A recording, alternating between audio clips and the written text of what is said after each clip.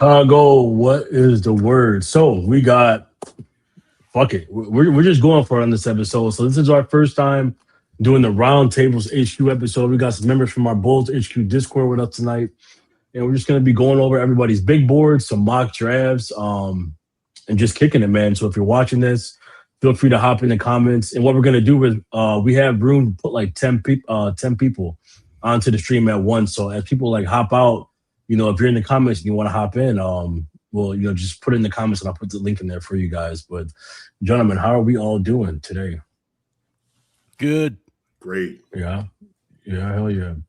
What up, good, man? Thanks appreciate you, bro, for doing this. Yes, sir. Absolutely. So let me see. Release some tension. Yeah. We got Monk in here. What up, Monk? What up, Miss O? What up, Undisputed? How you doing, man?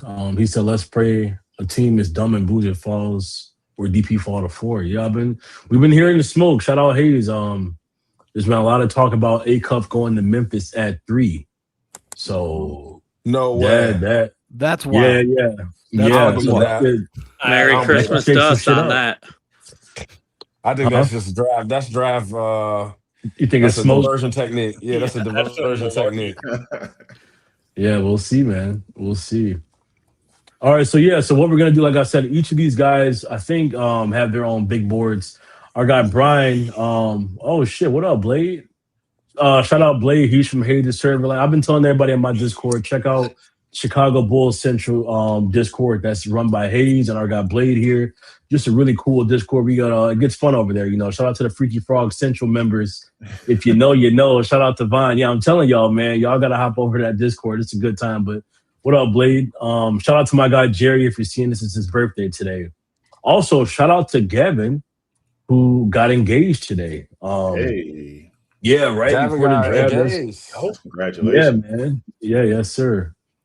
Who is this? Mr. Voice. He says scamming boozer at the buzzer, and I'm putting Memphis GM is a dookie false flag. What is this? Oh, that's happening. I don't see why Wes at 4 is so crazy. Yeah, there's a lot going on. But anyway, we got our OG Brian, Father Time Brian here. So we're gonna start off with Brian's big board. Now I'm experimenting here, so this might look like fucking shit. So don't bear with me here. But we're gonna put Brian. You're gonna go on the main stage. And I'm going to attempt to put your big board on. Now we look like shit. Yeah. All right, let's try. All right, give me 1 second. So, can you guys still see me? First of all, yeah, I can see. Oh fuck! Well, you guys do see the screen, right? You see Brian's board? No, you don't see my Brian's face board. way too large. Let's get 1 second. There we go. All right, so let me see if I can do that. Just kick up the font a little bit. Yeah, I'm gonna try. Fuck. Are you on Windows? Control plus, probably. Control plus. Okay. Here, let me see. Control. I'm on a Mac. Then Command plus. Command plus. There you go. Just crank that bitch. Yeah, there you go. Okay. Crank it. All right. Perfect. So you guys, we can see that on the screen for everybody? Yep. Perfect. Okay. Well, Brian, if you want, this is your board, man. I'm not going to read it. Yeah, it's cool. I don't know what I want. I want to talk about like my stupid process that I do, I guess, to start it off. Like I always start because I hate college basketball. But so I don't watch it except in March, right? Like, so I don't know any of the guys before I get there. I didn't watch a lot of March basketball this year for reasons. But I always just go to Tankathon. I start at the bottom and I watch whoever they have at the bottom, and I go all the way up, knowing nothing about them. I do not look at I don't look at their stats. I don't look at their name even. Like I just click on the thing. If there's a video, I watch it and I start just like figuring it out. And that's my first pass, right? It's usually highlights. So it's, you know what I mean? Like with highlights, it's usually, but the highlights are interesting to me because that's what they're selling, right? Like whoever makes the highlights, I suppose, or whoever thinks what's cool about a player. And you get to see like what their best take kind of, which I kind of dig. And so I want to see that and see like, it's really embarrassing when some of these dudes, like the first thing they put up can be total trash. I was like, what are you doing to yourself, man? Put your best foot forward, please. So it's kind of like, what is the person that made the video selling about the player? Mhm. Cool, right? Like, I want to know that. And you kind of go through, and like there'll be a point where I'll be just like, okay, now I got to see, like I saw all this stuff, and I'll just type it out, stream of conscious, right? Like just like, and some of these are I haven't changed. Like the second round, I haven't done a bunch, but so I just do that, and then I'll look at the stats and be like, oh crap, I was right about that. Like, oh, this guy looks like he has wingspan. This is yada yada. Yada. This guy can't move very fast. Like what? This guy's shot looks like trash. What does he shoot? That kind of thing. Or it looks great. What does he shoot? And it's like Sturts was one. I was like, oh man, this guy shoots way better than his percentage. Like, I love that shot. You know what I mean? Like, so you just go in there full tilt and just rate them as you do. And I like to do it as much as I can. It's really hard sometimes. I do it usually in 2 passes, like each round, because you want to keep some continuity between them, right? Like, so you can kind of compare in your brain, and you're going up in talent usually, which I think is cool. So you're just like, and some of them, like Take-a-thon early on has like some dudes really low, and or in the second round, I'm like, yeah, you are wrong, just like totally fucking wrong.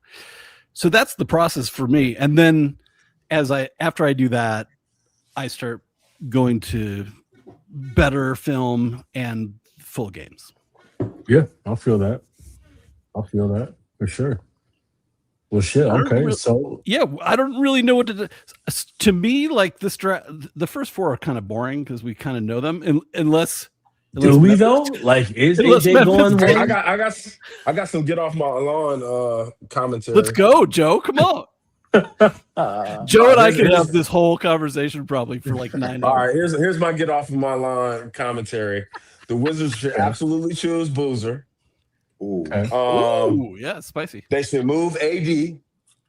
Wow. As a matter of fact, if they could move AD for a pick, that would be slick as fuck. And I think that makes AJ the obvious choice for the Jazz.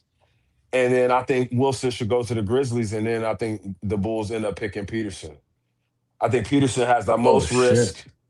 I think Peterson has the most risk to be a flop because of his mentality. Now, do I think the Bulls should pass on him? Absolutely not. But I do think that he has the highest risk amongst the top 4, and I think Boozer has the highest probability of being successful. And I think the Wizards, who are trying to change the culture, they've got a ton of nice wings. So that's my thoughts. I think Peterson should end up 4, and I just think Peterson's attitude and his mentality is a problem, and I think it's a risk. So there's my rebuttal to you, Brian. What do you think? I think it's kind of cool. Like, I personally, I mean, I'm just resigned to getting Caleb at 4, only because everyone seems to think he's the 4th best player, right? But like, I think that's cool. I think Boozer going number 1 would be cool. I can't shake the feeling that like that he won't. That the Jazz are going to take him. It's a weird. It would kind of fuck up their. I've been thinking the same thing. It's weird because Ainge is just that kind of asshole, right? Like, he's just like, I don't care if I have 9. Like, it won't make any sense. He's going to have to trade people, but like, if he has to trade like Lowry, he's going to get some picks. And I'm having trouble with my audio here, and Brian, I can't. He's the only one I haven't picked up so far. Oh yeah. Sometimes you got to go out and come back in. Yeah, right. That happened to me last week. Recycle, yeah. Someone tell him. Okay, I'll try that. You know what's funny about what you're saying, Brian, is Ainge did not pick Fultz. Oh yeah, that's what I'm saying. He picked Tatum. Yeah, that's what I'm saying. Like, Dookie. He doesn't give a shit. He's going to take the guy he thinks is the best guy. I mean, he's got Carlos Boozer. Boozer's there, so like that makes sense to me. But like, Darren Peterson is like the perfect fit. So like, he wouldn't have to do anything. But he's thinking like, God, I need some more picks because I gotta like I'm gonna have to re-up with versus the Spurs and OKC. Right. I'm not So sure. it kind of makes sense. What's that? I'm not entirely sure he. Oh shit! Let's go, Q. So, I really like Darren Peterson. I think the floor of Darren Peterson is very high. I don't know if there's a way that Darren Peterson's going to outright fail as an NBA player. I'm not sure about the ceiling personally because we keep losing him. The playmaking isn't like he had and there is context to this. He had a negative assist turnover ratio and he was not healthy for most of the season. But if you run out a lineup of Keontae, who's more of an off guard, in my opinion. I don't think he's a lead guard when it comes to playmaking. And then you have Darren, Lowry, Jaren, and Kessler. I don't know if you have enough ball movement in the starters. So I almost in a weird way think that Boozer would be a better fit for them, even though they'd be massive. And I think they'd probably have to move Lowry down the road. Because I'm not sure if that passing is tenable. Like the ball movement is just not there. Like your secondary passer is a guy who was 0.9 assist turnover ratio this year. Funny thing is though, Lowry has been a part of trade rumors for the last 2-3 seasons now. So I mean, it's definitely a possibility. 10. Yeah, like it's definitely a possibility. I personally see Utah going after Cam Boozer, and they can just kind of shape out their front court for the future, get whatever assets you can for Lowry, and I think he makes more sense than Peterson. But I do think to the point of the off-ball, on-ball thing, I do think he's a pretty good off-ball player. I think he can do both in whatever situation he's in. I see him more in the Ray Allen mold, more than like a primary. I don't see him as like a. Like that's a good one. I love that. I don't think he's a point guard. I think he's more of just this off-ball scorer, can score from any place on the court. I love that. I'm like 100% convinced he's one of the best shot makers I've scouted. Like it's awesome. Elite shot maker. Yeah. And I like the defense a lot. I like that he rotates back to the rim, but I'm not in Utah where he'd have to like run some point because I think Isaiah Collier's they'll suffer. Kind of terrible, I'm going to be honest. And they have that's like Keontae. Walter Payton. I just don't know. Fair. Hey, so I did see Undisputed. He put earlier, Joe. He said that the DP attitude issue has been so manufactured, it's unreal. I mean, how do you guys feel about that? Because I do kind of wonder that, man. Can I jump in for a second? Oh, absolutely. Is that Ryan? Can you hear me? You goddamn right. You could jump in. Hold on, let me put you on there. Let's go, Big Ryan. Yeah. Can you hear me? Yeah. Yeah, we hear you. Uh-oh. Oh, shit. Oh, man. Can you hear us? The unction of the lava well. Come back in again. Yeah, it's all good. We're here all night. You got it. I don't even know if you can hear me encouraging him or not. Anyway, but yeah, man, like, so I do wonder about the attitude thing because I kind of agree with Undisputed in that sense because it just kind of comes across as like DP is just, introverted. And it seems like he's just not about the bullshit. Like he's not about all these dumbass questions. I think he's kind of fucking pissed off because he's supposed to be the number one pick. Like when we went into the season, I was hearing Darren Peterson was the best prospect in the draft, and now he's kind of fallen. You got people questioning his work ethic. You just kind of wonder, is he a guy like just I don't want to say like Kobe, but Kobe's mindset, the job's not finished.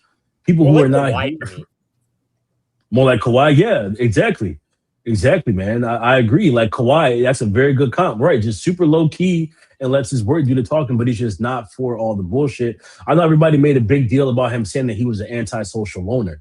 I kind of like that, especially in this age, his age group, when all these kids want to be on social media so much, or they want to be seen, or they want to be partying.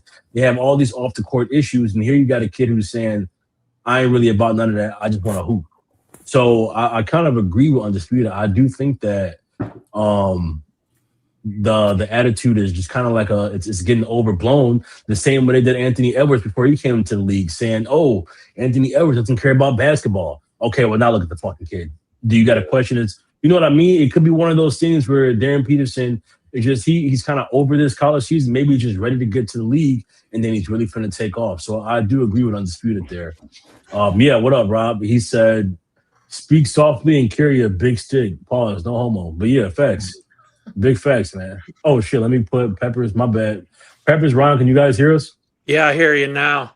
I can Peppers, hear can you hear us? Yeah, we were just saying, damn, so you missed the whole thing. No, I heard you. No, I heard some of it. Okay. I wanted to jump in on some of the DP love here. Yeah, absolutely, Ron. Do your thing, man. Man, he's like, obviously any of the 4 would be great, but him dropping to us at 4 would be, I mean, I'm very big on pecking order, and on our team, he's automatically like number 1 option. Like he moves Modest down to 2. He just kind of, he just moves that needle where we build it right.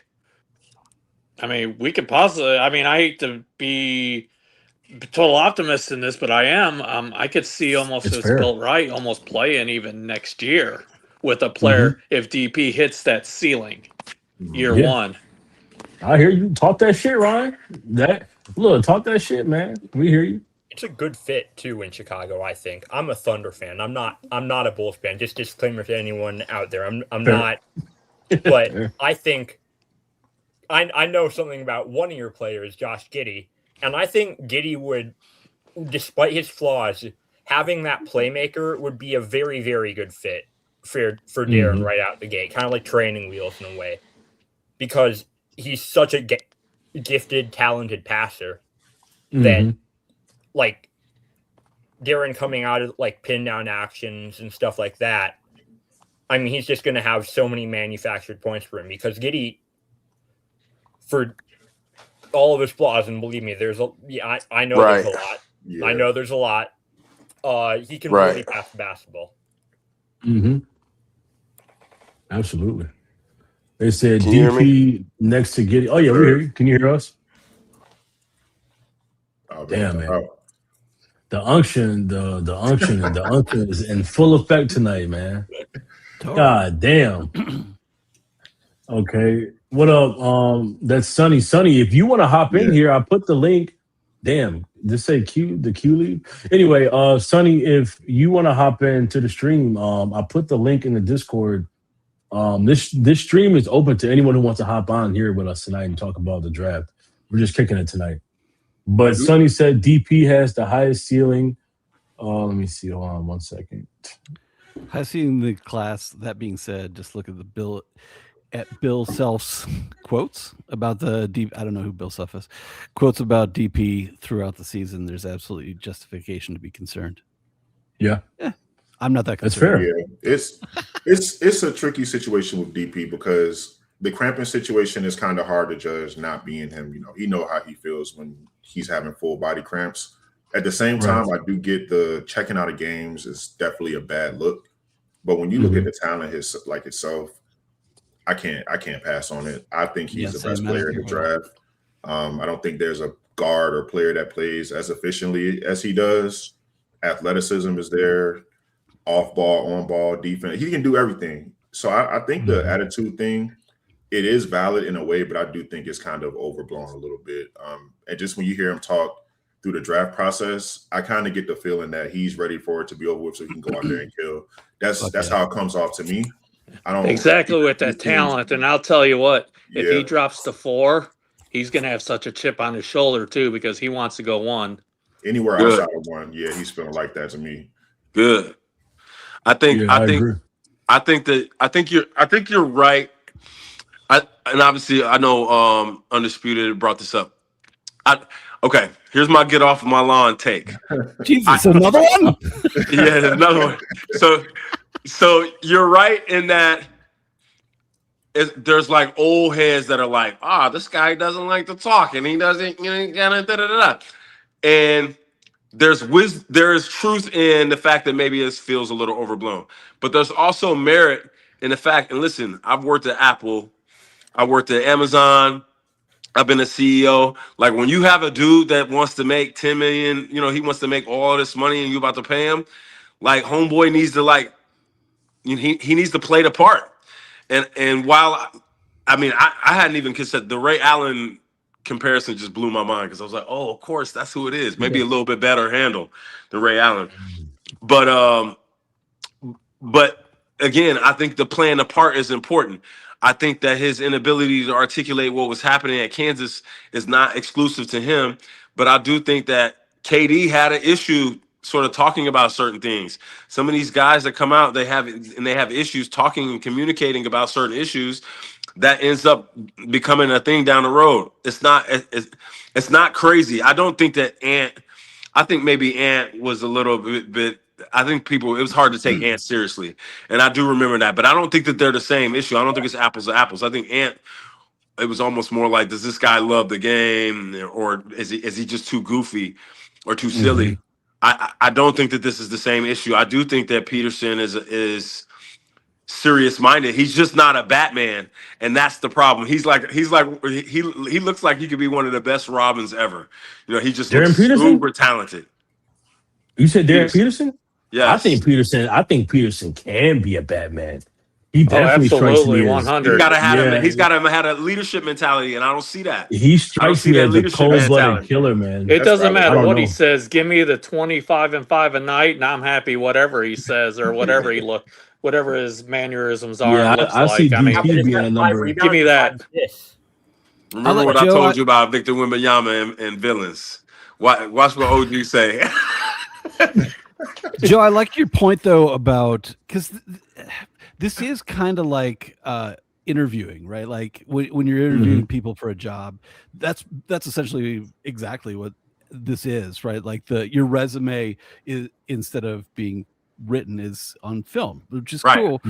So like the interview section, right? Like is important, but it's not every. Like I've interviewed. Oh man, I've interviewed a million people because you you get old and that's what you do. So, but in an interview process, it's on the interviewer to kind of pull the stuff out because especially because I was always interviewing nerds, right? Like not all of them are good talkers, so you got to kind of pull that shit out of them. Right. And like, this is just fan shit to me. Like I don't really give a shit what the fans think of the interviews, or like pulling out of games is a bad look, but like, so that's part of it. But you gotta talk to them about it and figure it out as a GM or a front office interviewing these guys. That's more interesting to me. And so, do you think that? I love this. Okay, so we'll be the old guys. Come on, we are the old guys. What do you mean? So, do you think that this person is doing a good job of articulating? He is not winning over. Shedeur Sanders lost. He went down. Obviously different. He went in the 4th or 5th round because he was going into interviews blowing people off. And I think that was. I think Shedeur Sanders was a first-round talent. I'm not saying Peterson is a bad player. I do think that he's the second best player in the draft. I just don't think that it's good to blow off interviews or to struggle with the ability to articulate yourself. No, I don't like it at all. I think you show up and you do the stuff, but like if he wants to control where he goes, saying that I don't want to go to Utah, like which one of us does, right? Like they're a neighbor state. I share a border with these motherfuckers. So like no, Jesus. I mean, Moab, you're beautiful. I love Moab, Utah. It's beautiful there. But shout out to anybody from Utah on here. Yeah, shout out Ogden. Shout out Four Corners. But no, it's like I think the fans like to jump on it because they can kind of dig it, right? Like it's like all the common stuff that you can kind of grasp if you're not totally down on the basketball, maybe. And so it's just kind of a cool talking point. Kind of. I find it kind of annoying personally. But. So can we do Ron and Tay and Organic? Can we do Can we do a deep dive into the Bulls and Wilson and why we like Wilson? Let's just assume Wilson goes 4. Yeah. Is that okay, Jordan? Can we do that? Yeah, these guys do have big boards too, but for sure, I will do that. I don't have one, but I'll be glad to kind of say that. What you mean you don't have one? What is this right here? This big ass Excel sheet? That ain't mine. Someone put my name on something. Oh man. Hey, I gotta say though too, I'm part of this old group too here now. I mean, I'm 55, so Yeah, so you with us? You understand? Yeah, I'm with you guys there on that. That was Ron talking. I thought that was Q talking. Ron, that was you talking. Yeah, my bad. I'm looking like Q's I'm up there with the like, old people, man. Yeah, I was like, what the hell? I'm like, Q ain't old. Okay, that makes a lot of sense. I was very fucking confused. 21, bro. Yeah, I know. I was like, what you mean you old? Then you said, he said I didn't do a big board, and I'm like, what's happening? That makes sense. It was Ron talking. Okay. I'm my bad. I'm locked back. I think I'm getting old. And is this where I get confused with Kelder again, or what here? Oh, they keep asking for Kelder in the comments, man. Shout out to Monk. Shout out to Matt. Matt's fucking hilarious. He said earlier, he's been saying all kind of shit about he'll be friends with Kelder. Where is it? Yeah, he said if DP falls to 4, I'll be friends with Kelder. Monk said I'm screenshotting that for tomorrow. Wow. They've been asking for Kelder to come on this stream the whole time. That's the weirdest receipt I've seen in a while. Well, we'll wait on that. What is this? Shadir was being weird in team interviews. There's been no report of that with DP. Yeah, at least he ain't out here being like Jaden Ivey asking who's fornicating and who's not. Like the fucking, but yeah. I hope one of these teams overthink this whole thing and DP drops to our lap. Oh my goodness, that would be overthink it, please. With the Darren thing, full body cramp. I think there were symptoms of rap, like I don't know what it's called, but where your entire body tenses up. Yeah.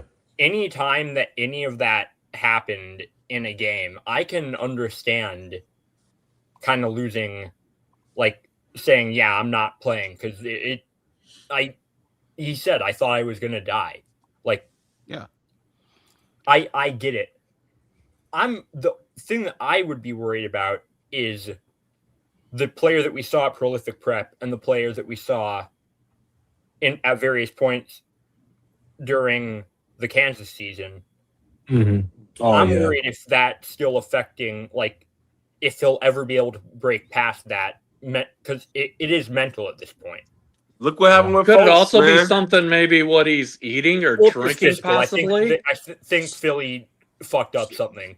Or there was that ATV accident in the offseason. I think it's just mental, but still. Let me talk to the olds then. Everyone gets here, but the olds know exactly what I'm about to fucking say. The olds is fucking crazy. I like it. Your body does weird shit through your life, right? And you're like, what the fuck is that?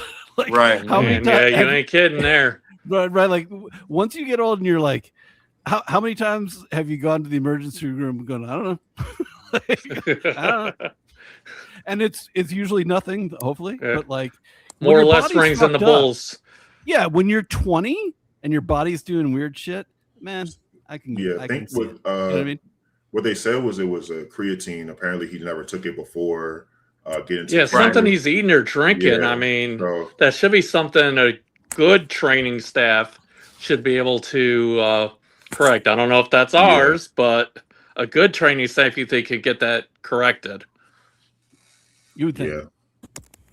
But I do think, I think that there is a potential that it gets overthought. But I would say this, and Tay, Tay and Jordan, I know you all haven't talked as much, but I would love to. So here's my thing on Wilson. I actually think Draymond is right. I'm getting geeked up about Wilson at 4. I do think that KG is like Wilson's floor. I think that here's the thing, and we talked about it in the last episode. Wilson he's a fighter. He's chippy. He's like he's an agitator.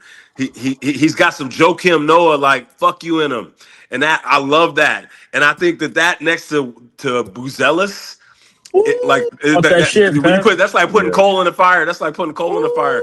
And then potentially let's just maybe we get Carr or Swaim. I don't want Swaim as much as I want Carr, but we get those 3 guys. I just think that Wilson is the kind of player that will get ignited by that.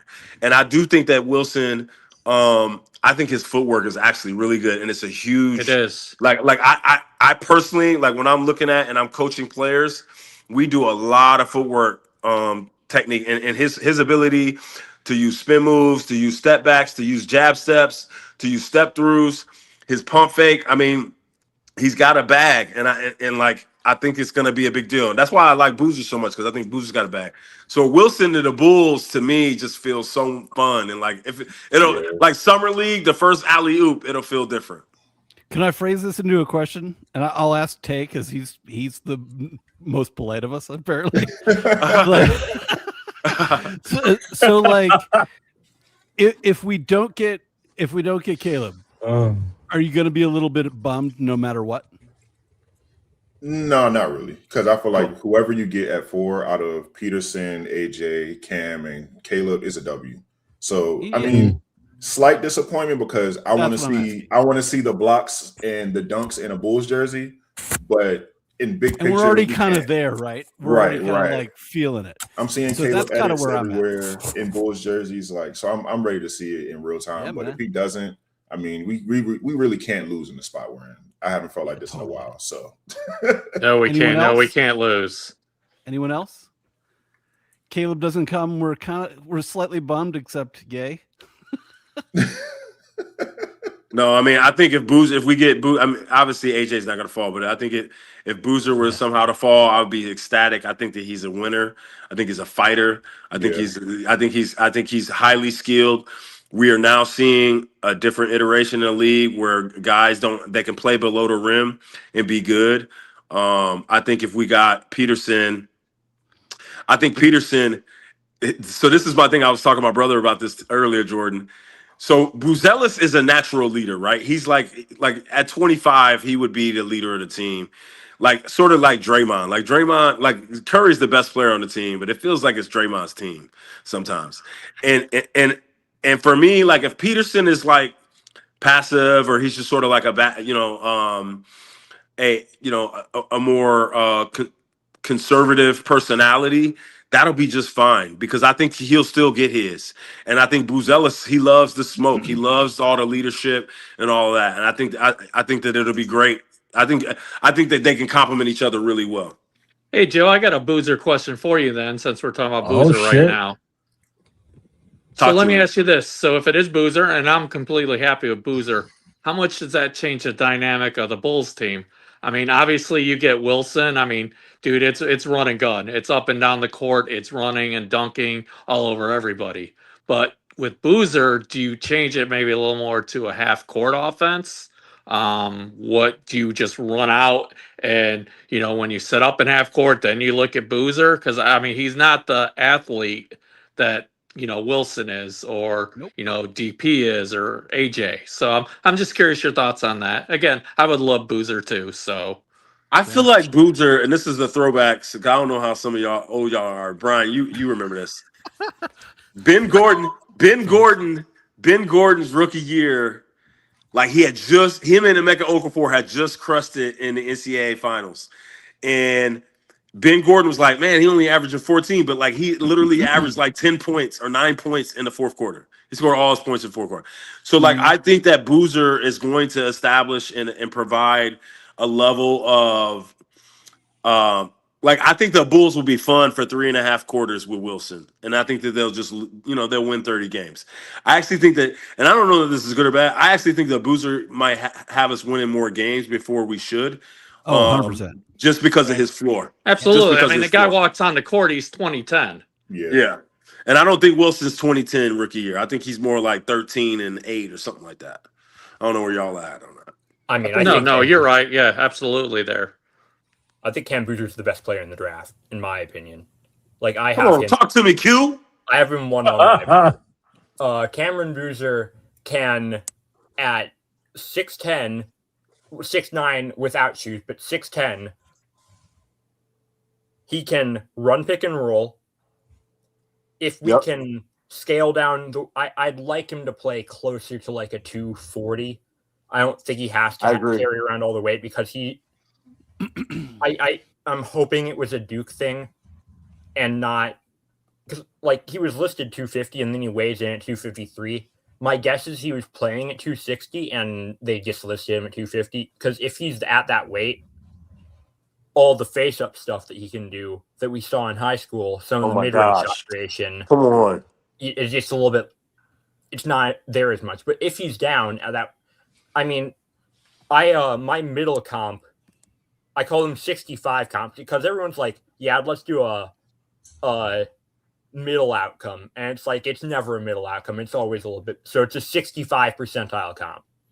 I'm like, this is Elton Brand if you watched like 100 hours of Jason Tatum. Because like, I think that was confusing, but I got it. I don't know why I understood that. His passing's insane. And he has all this versatility. He can play on the ball. He can play off the ball. He's an amazing screener already. He just makes consistent winning plays. Right. There you go. Right. Oh, absolutely. Yeah. Of the time. And he's a 3-level scorer, 3-point line, 20 feet at the basket. I mean, he's got the highest IQ in the draft. I think him and Wagler do. Ooh, I like that. C-Web. I hadn't thrown that one out there. Like a shooting C-Web. That's not bad. That's not bad. He makes more winning plays. He plays like somebody that has won their whole life. You can tell. Yeah. Oh, yeah. Right. He knows how many timeouts they got more than C-Web there. Expand on that, though, Tay, because I think that's really a good point. I think what we saw with Brunson and the three Nova boys and Towns and Anunoby, who had won a championship, is that they were very unflappable. And I think that is in vogue. I think a lot of teams are going to be like, why am I relying on a 20-year-old? Like Cunningham is not enough in Detroit. You have to have players that have experience and not De'Aaron Fox type experience. Like that, De'Aaron Fox is not battle tested. He's not battle tested. So go ahead, Tay. I'm sorry. No, you're good. I just like when you watch him, you can tell he won at the AAU level. He's won championships there. He's won championships in high school. He got deep in the tournament at Duke. And like you said, being unflappable, like Jalen Brunson and them, big moments come in the game. You never see him too high. You never see him too low. Always, time after time after time, he makes the right play. They score or not, he's making the right play 9.5 times out of 10. Right. Anywhere on the floor, he can get, when he needs to go to the post, he goes to the post. If they need him to facilitate, he'll do that. They need him to be a screener, he'll do that. They need him to take over games. Like whatever it is that calls for that specific game, it reminds me of like DeRozan back when he was here. He would always talk about how each game has its own history, each game has its own story. And with Boozer, like whatever throwback. Whatever the specific game calls for, Boozer can do that. And while that will be my most disappointing pick at 4, simply because it's not as exciting as AJ or DP or Caleb. Right, doesn't have to flash. He's the safest player in the draft. If you prioritize winning, I don't see how you can't look at Boozer, considering his skill set, his poise, just everything he's done from AAU to high school to now. Which is why I would go Lindenborg 5. Look, he's up there. Hey, that's my get off my lawn. That's my get off my lawn. I don't know. Mock draft. I'm dead ass serious. The biggest fucking lawn I've ever seen, Joe. Joe, who's allowed on your lawn there? We got like 9 acres. Young cats. Mikael Brown Jr. He probably going like 8. Oh man, that's a big fucking lawn. Yeah. Hey, look, if you're the Clippers, and you bring back Mathurin, you got Garland, you got Kawhi Leonard. Why you gonna go get I could see Wagler, but I don't see Acuff because you have Garland, and I'm just saying Lindenborg is a winner, and your team is mature. So if you're really thinking about it, if you're the Clippers, why would I want a player that's 20 years old? Kawhi's only 34. How old is Kawhi? 33, 34. So and he might be a replacement for Kawhi. So I don't know. I know that was a hot take. There's my hot take. All right, I like that, Joe. I'll yell back on my get off my lawn, because I think what you're looking for is a star right there at 5, and I think you can get one in either Acuff or Kingston Flemings. To me, is also star potential, right? Really? Why? Why do you think that? Oh, just because talk about the only interview I've seen is from Kingston. I was like, this kid is awesome. He knows exactly what he is, but his game is not. This gets back to Tay and our conversation about Boozer, where Mark Boozer is crazy. Boozer is he's like the most complete already. Does that mean his ceiling is the lowest? Right. And so Kingston to me is oh my God, so much of his shit is just, I was like, oh, that's fire, man. This kid. And who do you think he's like? Well, so but let me finish. I'll answer that, but like he's not a finished product even a little bit to me. Like his finishing kind of blows, right? Like he does a lot of stuff really like just naturally. He's really creative, but he's not. I don't think he's even like tapped a quarter of what he's got, right? Like that's why I like him. I think I totally buy the shot. I totally buy everything about him. I think the defense for as you know, like everyone's 6'3", but somehow he seems shorter to everyone. I don't know what the fuck that is. I think he's good, like he's really good. Like, and I think he could be a star. Half the game too. Now ask that question again, Joe. Well, who's the comp for Flemings? Oh well, like so shitty defense. Like Case and Wallace to me was a little bit of that. Like I liked the burst. You see some Maxey? Oh, just like it's so weird with the. It's Sam really Cassell. hard for me. I definitely see where he's studied. Come on, Q. Where you come? Come on, Q. Like he's a whole soul. Good. Totally. Hey, Q, I'm telling you, Q is locked in. Q is gonna be a fucking scout. Like when y'all see this dude's big board, man, it's fucking insane. Like it's y'all see him in the Discord all the time. Cassell is a throwback. All he does is watch film. Like Minnesota Cassell, Milwaukee Was Bucks Cassell. Like Fleming's just got some of that shiftiness. He's a little bit more explosive, I think, than Cassell. But Milwaukee Bucks Cassell with Glenn Robinson and Ray Allen, that was a good little team. Number one offense in 01. Talk to us, Q. Like, all right, Q, tell us about Kingston, man. The thing with Kingston is that people are like, yeah, the finishing is not great. I think the ability to get a paint touch, if you have the playmaking out of it, is more important than finishing well at the rim because you are collapsing 100%. The defense. I don't necessarily think you need to. Jesus. And it can improve, of course. It can, and it has to improve. Like it's not good, but I'm like, this tends to work when you have a high field player that can pass. Get so many deflections on the other end that these higher field players tend to work. That's my draft philosophy. I totally draft agree. I love that. High field player. I love that. Yeah.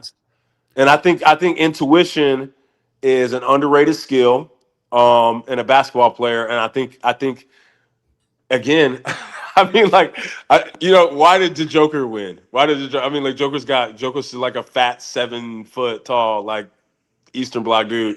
Like his feel is incredible.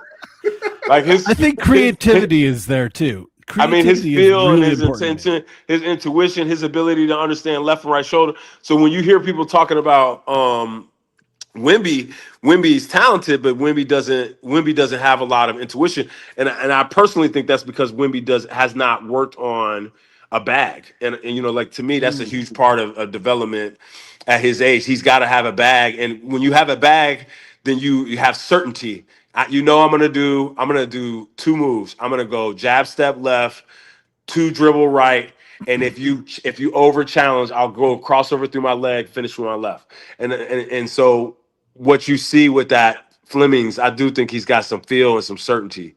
Yeah, he's got a bag. Phylon's got a bag. Yeah, he's a little bit like Fox as well. I can see a little bit of like they move kind of similar. Like that the Philly version of Drew Holiday, like because if the finishing doesn't come around, you might get more of a true point guard. That there's like Drew Iguodala, Thad Young teams that were kind of interesting. I love that in Philly. Matt, how old are you again? I'm 21, but I watch like 5 hours of basketball a day. I love it, man. I love it. I'm like, man, that's the team that where D Rose blew his knee out. Oh man, don't remind me. Oh man. Well, that's the thing with my bad. I was on fucking mute. My bad. I just want to say again for Q, I was talking on mute. It's the same shit as last week, man. I really gotta fucking figure this out. But for Q, no, he's a fucking sicko, Joe. I met him through the No Ceiling Discord actually, and like you guys know how I share everybody's Discord in our cord, but like to get in their Discord, you got to subscribe to their Substack. So Yeah, you can't. I can't share the link to their Discord, but like that's how I met Q. Is from their server. Like I was like, man, this motherfucker being here spitting, and it's been an honor having you in there with us, Q. Like you'll just come in just fucking railing off just the coldest takes, man. And like Joe said, like old school takes, like an old soul take, but it's because fucking Q's in there watching film. This is what he does, man. Yeah, perfect fucking age for that shit too. 21 years old, sicko with it. Love that. So hey, since we're talking about the Clippers here, can I ask a question for the group? Let's hear it. Absolutely. So Keaton Wagler, he only interviewed for the Bulls and the Clippers. Oh shit! What do we make about that? Is that something like someone promised him something, which I'm hoping isn't the Bulls as much as I like them? But I mean, is it looking like he's there at 5 for the Clippers? Really, what you're suggesting is the Clippers made him a promise, and that the Bulls are trying to negotiate with the Clippers to see if they're willing to move off. Because if he's only interviewed with those two teams, I mean, the implication is that the Clippers have now made a commitment. Right, and the Nets are right after them, and he turned down an interview with them. Yeah, I mean, I like Wagler a lot. I think somebody said that. I think Hollinger maybe said that he reminded him of Halliburton. Yeah, Halliburton. I see that Halliburton, the SGA, all of that. The only thing I just don't think. I think the Clippers could be. I mean, I do think that the Clippers should really look at Mara hardcore. Like I know that's sort of a different type of hot take, but I do think at 5, if you got Mara to go along with. So you got Garland, Mathurin, Leonard, Mara, and then you've got. I mean, they can re-sign Jones. They got Jones Jr. I'm sorry. Go ahead. Sorry, Tay. No, I was just saying they got a young big man since they traded Zubac. I can't remember his name though. Yannick Cody Niederhauser. Niederhauser. He got injured. Like ridiculous athlete. Absolutely insane athlete. Q, you think he's like Jericho Sims, or you think he's got more game to him? I compared him to JaVale McGee. I think. Wow. Yes. I think. Come on. God, dog, he's a low field individual, but sometimes when you're that athletic, you can catch lobs and you're just going to be all right,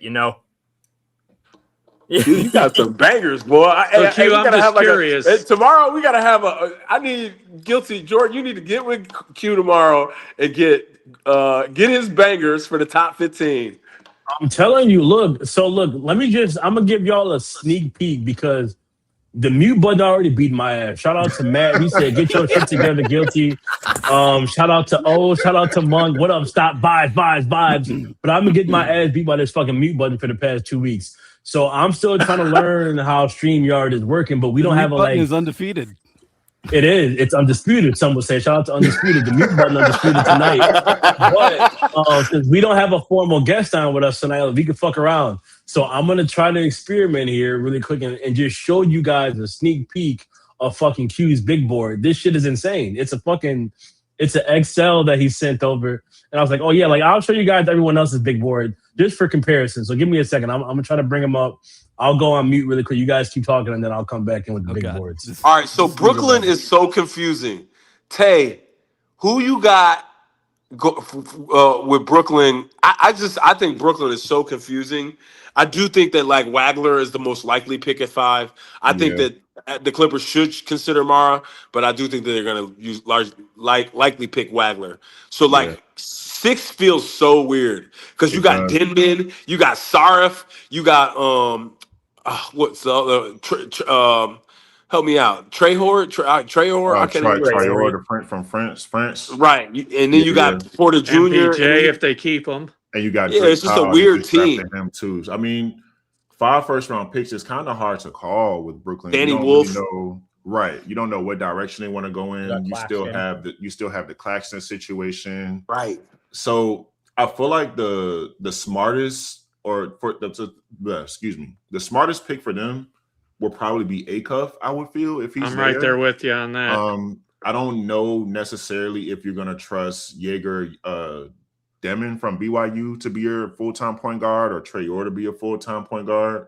I think you get Acuff. You can kind of figure out what you want to do with the rest of the first round. I think that's the right decision. Yeah, I mean, I think that's the right decision. Whether you keep MPJ or not, they need scoring. They need a dog out there. So absolutely. A team that needs that 20-some points per game that Acuff would provide. I mean, they'd be perfect for Acuff. Yeah, let me ask you this, all right, though. guys. Wait, Go ahead, Brian. if the Go pick ahead, is Acuff, Kawhi's pissed, and so is Garland. Right? They're like, oh, we're fucked. Right? Wait, so if the pick is Acuff, that means that you either got Mikal Brown Jr. or Wagler at 5. Yeah. I think it's Wagler at 5.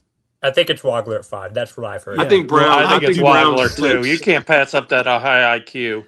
I can actually. I would. I You don't would? think. Okay. Yeah, did you see him in the Brian. comments, Brian? Brian doesn't like Wagler. I can't pass up He's that got IQ. all you guys fooled. It's cool. He's got almost everyone fooled. Not happening. Oh, So, okay. what I'm gonna- Say more. Say more. Yeah, Brian, Wagler- we're gonna have Brian elaborate on that. I just want to try really quick. All So right. just to show I you got guys a book the anyway. reference. So that No, wait. Elaborate on Wagler first before you leave. I just want to show these guys a bit more, but yeah, you got to leave. Elaborate really quick, Brian. Tell everybody. Wagler's what? slow. I think he's got great. Like he sees ABC, and if he doesn't have ABC, he passes out. It's great, smart, wicked. He is not creative, in my opinion. Laura and I were talking about feel. Feel is a hard thing to argue because like it can mean anything, but like I don't think he's creative. Like I think he is. I think he sees the shit. I see that. And I see his manipulating of defenses, like he moves people around to almost get to his spot. So to me, that's being creative. Yeah, that's fine. Like I don't see it as creative as like it. You pick your word. I don't think he's going to fare as well against NBA defenses because I don't think he's quick. I think he's smart. I think if you told me Wagler has photographic memory, I would be like, yeah, that makes sense. Let me ask you this. Like, okay, I know some people hate comps. I'm gonna give you a comp. Q, tell me what you think. I think Wagler is a better shooting shooting guard version of slow-mo.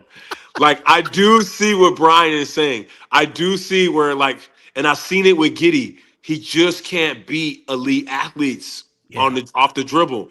Now, I think slow-mo's shifty, and he's got what's his name, Jared Anderson or what's Kyle Anderson. Kyle Anderson. Like I don't think he's that athletically inept, but I do think that he's probably like a 6th, 7th man.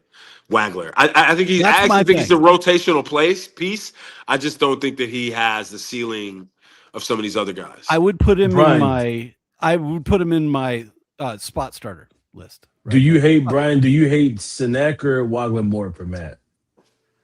For Matt, Sinek, I don't hate any of them in the right spot. Right, like.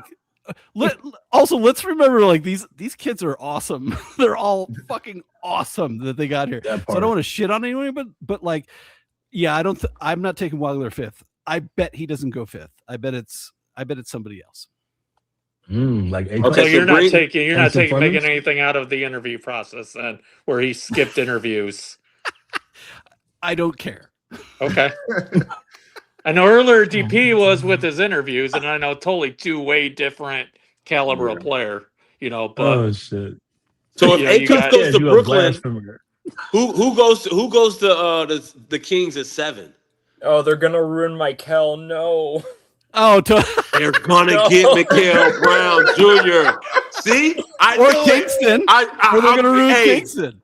I'd be willing to bet $1,000 Mikal Brown Jr. goes to Sacramento Kings tomorrow. My sweet prince. I don't need that. I'd be willing to bet $1,000. Yeah, I'm not. No, not me. Because I bet they could take Kingston too. I don't know who falls and who. It's gonna play out. I don't. Acuff would be the funniest to Sacramento with just one basketball between him, Levine. I think they're going to move. You got to move Levine. I think you wave and stretch Levine. Yeah, all that is different. Like all that shit will fade away. Because but that's what I'm saying. Like if I'm Kawhi and they draft a star kid like Acuff or even Flemings or whoever you want, Mikal, I'm like, oh, this is bullshit. Trade my ass, right? Like that's what I'd be saying immediately. Well, that's interesting because the Kings, assuming this draft works out the way we're talking, the Kings would be well. It would be a good decision for the Kings to really consider Flemings, and I do think that Mikal Brown Jr. could do better in Atlanta. he would be a better fit in Atlanta, and I think Flemings would be a better fit in Kings. I actually think Acuff would be a great fit in Sacramento too, because I do think Sacramento wants to get rid of DeRozan and Levine. I mean, they want to go with the what's the boy that's playing 4 that should be a 3 from the Midwest. Has a twin brother. Murray. Keegan Murray, yeah. Right. So I think if you could build around Flemings and Murray and Renaud and move Sabonis and even I'm really interested. I got a question for you guys. Milwaukee and I think Phoenix both waived like tens of millions of dollars in contracts last year, and Bradley Beal and Dame Lillard. Do you see any of these other contending teams doing that this summer? Wow, that's a good thought. Matt is not happy. You see what Matt said, Brian? He called you Brian the Blasphemous, by the way. That kind of goes hard. He said blasphemer. That's a banger. BTB. Yeah, Brian the Blasphemous is crazy. I'm gonna rent Joe's summer house and yell, "Get off my fucking lawn!" from that aspect. Hey, send me a picture. I might have to get ChatGPT some. Brian, like you always say, though, material. man, like you always say, Brian, you've been saying this for as long as I've known you. The coolest part about it all is we get to find out tomorrow. Get to find out, man. Receipts, plenty, brother. I got the whole channel in there called Bookmarks and Receipts. So, man. Yeah. That's the way. It's super fun. Like, this is why it's fun, right? Like, once we get them on the team, then we get all emotional. We get in our feelings and shit. But right now it's just fun, and we can talk shit and like, you're an idiot for liking this guy, which is dumb. It's so funny how different everyone views film, right? Like, absolutely. Yes. 10 people can watch 10 things, 10 players, and have 10 different opinions, man. It's cool. I love it. You gotta use numbers because of that. Like, that's cool. That's fair. I think numbers, however, you can't use numbers by themselves because I'm a big context guy. I think let's use we'll use Acuff and Wagler as an example. And I'm not, I want to be clear, I'm not an Acuff guy personally. I'm like very, very, very, this is the worst defender I've ever scouted. So he's bad. It's really, really bad. But so you don't remember Jimmer? No, wow. Wow. Rude though. Whoa, that's a horrible comparison. Jimmer used to get he dropped 35 and give up 40. Yeah, but Acuff's Acuff looks I really good like is really good. I'm just so scared. Yeah. I'm so scared, man. He'll figure it out. It'll be fine. This is not the first bad defender star. I do have a question for No, but this is the worst one. Oh, it's bad. It's really bad. It's bad. And he's been bad. And he hasn't been that level of shooter except for this year. God, it was so good though. It was so Don't ruin it for me, Q. Come on, man. No, I've been struggling with I ended it with him at like 14, I think. I've struggled with him the entire year. Whoa. I just don't I don't hate that at all. A lot of people have that same deal. Like Acuff falling out of the top 10? No, not where he's gonna go. That's just where I have him. Like as a when we look back on the class, I think he'll be because I don't think you can start a player that's. I think you have, but like there's a world in which he becomes like a Darren Williams as well. Like the playmaking is amazing. He's one of the best lob passers I've ever scouted. But you look at his context where you have Trevon Brazile, who is an athletic freak, Billy Richmond, who is an athletic freak, and not in the draft. Almost close. You're close. I'm glad Billy went back though, because I think Billy can go top 20 if he can develop some skill. I think if he can develop some skill. I'm big on him, but you would then look at Wagler. Wagler might be a better lob passer than we know. But they have one lob threat. Other than that, it's a lot of spacing, like players on the outside. They have Tomislav, and that's about it. But also, Wagler has much better spacing than Acuff is. So you got to look at those contexts to determine, okay, are these rim assist numbers the player or are they the situation? So you got to marry the stats and the film when you're doing that. I would and do argue that wherever Acuff goes, they're going to have to build around him. Like you're building around that kid, right? Like it's Wagler, even if I don't dislike him, I just don't like him as much as everyone else does. Wagler, you would bring him in and you would build with him and he could fit in and you'd try to do whatever. Acuff, it's just like, that's why I'm saying, like, if the Clippers take Acuff, and I think they might, that's what I would do. Everyone with Garland on the team. Garland. That's what I said. Garland and I'm spacing on their best player. Garland would be like, I'm out of here. Or Mather. Kawhi would be like, trade me somewhere great, and Garland would be gone because you can't. Those two are not going to work together, right? Like that's fine, but like no, wherever Acuff goes, that's a new team, right? Like he's the first piece in the new team. He's got to go where they can give him the ball. Like, I mean, he's the main. He's going to be their main guy, and you build the defense around that.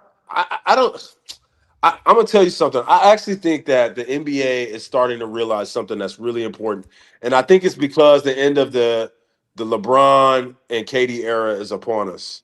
The heliocentric ball, in my opinion, is not good for the NBA. It has not been good for the NBA. And I think when we started seeing these teams like you're like Toronto, and then you're like Denver, and then Milwaukee wins and Giannis is heliocentric. Okay, that makes sense again. And then you're like Golden State is playing this shared ball concept where there's a lot of ball movement. And then now you got the Spurs and OKC winning. The ball movement is incredibly important in a sport like this that's fluid. And so when you try to play through one player, which is sort of like a strongest link principle, it actually limits the team. And that's what we saw with Michael, right? So when Doug Collins was like, bro, you're going to play point guard. Michael averages 38. I think he averages 37, 8, and 8 and wins MVP in 87, 88. Right. He wins MVP and Defensive Player of the Year. They win 50 games. Then they lose in 1990. The Pistons. Then Jerry Krause fires Doug Collins. He's like, listen, this guy is the best individual player we've ever played. But he's sitting here. Jerry Krause has been in the NBA long enough to see the Lakers and the Celtics win 8 championships. And now the Pistons are coming along, and the Pistons are winning with this sort of shared concept. He's like, listen, we need a system. They put in a triangle, and homeboy wins 6 championships. And not only does the triangle win 6 championships, it wins another 5 with Kobe Bryant. So to me, the heliocentric ball needs to go away. I think that when you really think about, so back to your point about Acuff, I don't think that it's smart to just say, hey, we're going to have Acuff. I do think you need to have a best player in the team. But I think it would be a mistake, in my opinion, to build a team around Acuff, because I think to Hayes' point, like these guys, that's very limiting. I think it ends up being an Allen Iverson Philadelphia 76ers thing.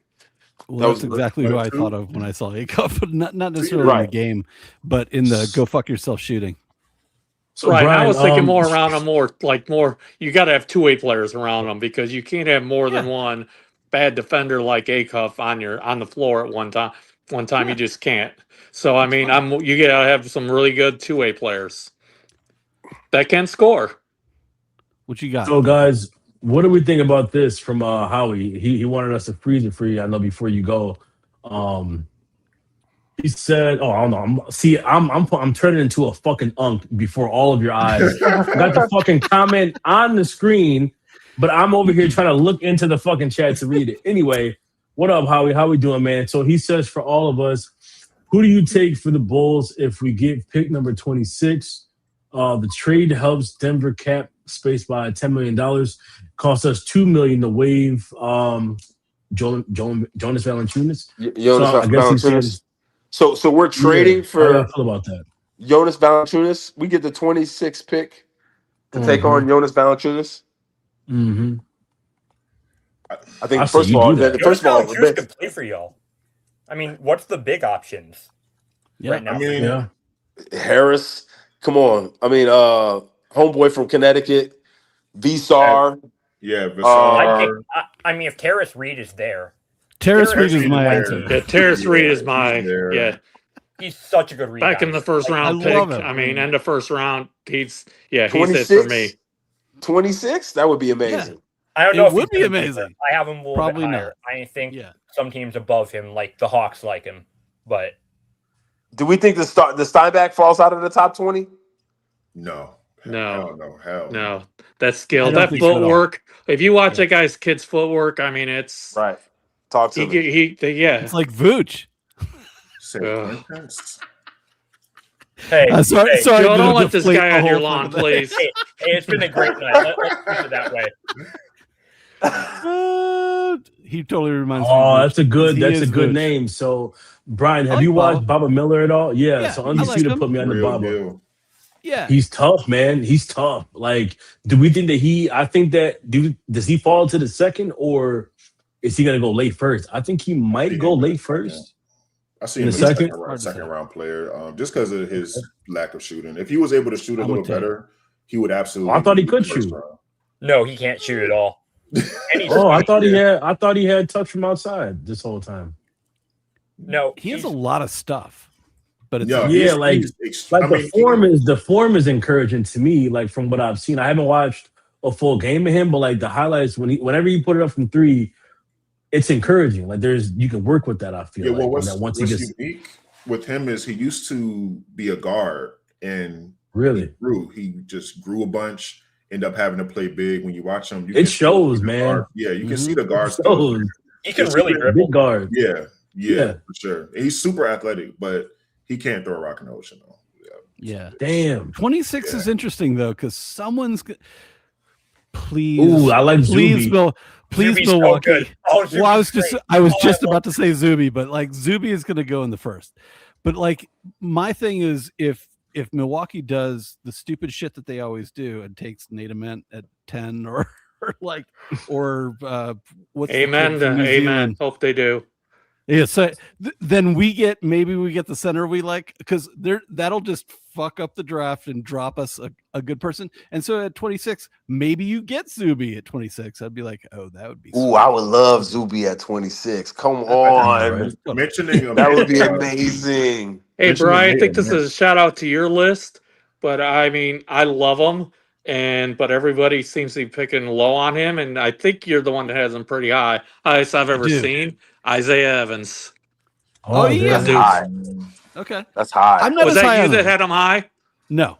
Okay, someone had him high. Wait, where'd they have him, Ron? Where'd they have him? Like 11. Where'd they have him, Ron? Oh, they had him like 11. Oh, not a fucking chance. Yeah, I agree. But man, at the end of the first round. End of the first round, he's absolutely. If you get out there Evans at 26, that's a steal. That's a steal for us. That would be sweet. I would do that. Yeah. He reminds me of Rip Hamilton. I can see that. That's a good comp. That's a good comp. So I do have a question had him for Q, though. Go Tay. So I know he has this big board. You watch a lot of film, and we were having a Boozer conversation that made me think. Do you think a player like Cam Boozer makes it better or helps the case of Allen Graves in this type of draft? Because I feel like they're kind of similar in ways, and he's like the 18-10 freshman, versatile. Do you think he helps him out in this specific draft? I think he does. Go Q. I wasn't sure. I struggle with Allen Graves because I don't think I think that archetype of player, if you're just a post up big, you need that face up game in today's NBA, and I don't. Every single time Graves dribbles, he'll start with a cross, and then he'll turn it into a post up slowly. Yeah. And it's like, not quite, not my tempo. And it's like, my comp for Allen Graves is shitty shooting, less athletic, Klay Thompson in a cocaine bear suit. Wait, isn't that on your board? All right, let's fuck around. Hey, let's make a t-shirt of that, Jordan. Jordan, let's make a Chicago Bulls roundtable t-shirt. Let me see right here. Klay Thompson in a cocaine bear suit. Shitty shooting. Less athletic Klay Thompson. Where is it? Can you guys? Is it Klay Thompson in a cocaine bear suit? There she is. Is it on the screen? Can you guys see it? There it is. No. It's so small I can't see with these old eyes. That is totally my. I love Alan Graves. But listen, I think Alan Graves. I think Alan Graves. So I think Alan Graves and Q would be interested in Tay, you as well. I do think that Alan Graves has a high work rate. Yeah, he's a hard worker, and on right, wrong, or indifferent, the modern NBA seems to really love these guys that are hard workers, and that's all they can do because our best players are not the hardest workers anymore. But I think the tenacity can get you paid. And Graves strikes me as a tenacious guy that can get paid. I think that anything in the top 20 for Graves is high, but I would like if Graves went somewhere on a in a top 15, let's just say a top 10 team. Spurs or OKC, they were just like, yo, just get in the game and get deflections. Just get deflections and be active. Game. Yeah. He seems kind of as a garbage pail guy. Does all the dirty work. Yeah, 100%. Q, when you were watching it, so like when I was watching his film, I was literally laughing out loud the entire time. Oh, he's the gimmicky gimmick of gimmick. It's so fun. Greatest gimmick of all time. He kind of reminds me of Brian Williams. Yeah, like not the little one, the center version. Yeah. He's not a center. He's a junk it up, get in there and junk the fuck out of this, and he can shoot. Yeah, right? Like, so it's nice. He can hit spot ups. Yeah. If you read my thing, it's like, oh, it's biggest shooter, and I see why. Shitty handle and slow. but the intensity that he does it with reminds me of Klay, and my mind immediately goes to like everyone's gonna love this guy in the locker room. He's gonna be crazy. Yeah. Cocaine bear. Okay, what do you? I got to bounce so someone else can come in and talk shit. I no guess. worries. Hey, thank you so much for coming through, OG. Sure. If you guys here, I'm gonna put this over here. I can't say it enough. If you guys are not in our Bulls HQ Discord, you're fucking missing out. I've been trying to be humble about it for a long time, but like it's a good fucking time. And it's because of people like Brian, it's because of people like you, because of people like Ryan. Cocaine bear analysis. Yeah, you feel me? Like it's a great fucking time. So Brian's got to hop out tonight, but if you're not in our Discord and you're watching this, go ahead and scan that QR code at the top left and hop in there and get some more cocaine analysis from Cocaine Brian. But yeah, thank you for all the time, Brian, man. Thank you so much for coming on tonight, man. Giving us Thanks, y'all. This was a blast, man.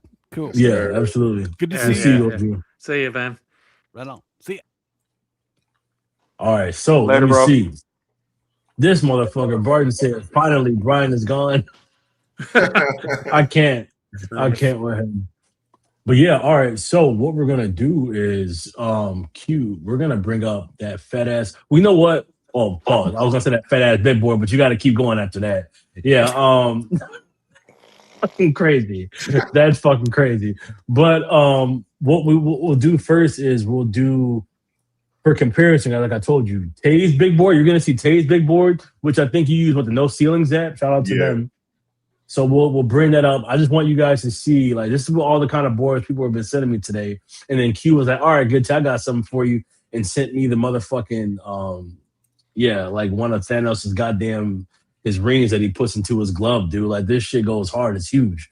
But Infinity first we'll Stone. start off with man, the Infinity Stones, dude. It's crazy. But yeah, so we'll start off with Tay's board here. Let me remove Brian's and then add to stage. Perfect. Okay. So Tay, if you wanna walk us through your big board, man. Yeah, man. So I feel like the top four is pretty much same amongst everybody. The order may change around. To me, Darren Peterson is the best player in the draft. I've been back and forth because AJ's second half of his season was so strong. It was hard to say he's not the best player in the draft, but I still think Darren Peterson, top to bottom, is the best player. Caleb at 4. Outside of 4, that's when it started to get a little tricky for me. Specifically between 5 and 8. at times I wanted to put Wagler as the 5th best player in the draft, but in my opinion, I think Mikael Brown is the 2nd best guard in the draft. So I have him at 5th. Kingston Flemings, I don't think is too far behind him. Yaxel is where I started to kind of shake things up a little bit. I feel like he's a player that has no weaknesses. I think they overblow. A lot of people overblow his age. To me, it's not. He's not 27. He's not 28. He's 23 years old. So he's going to have some time in the league.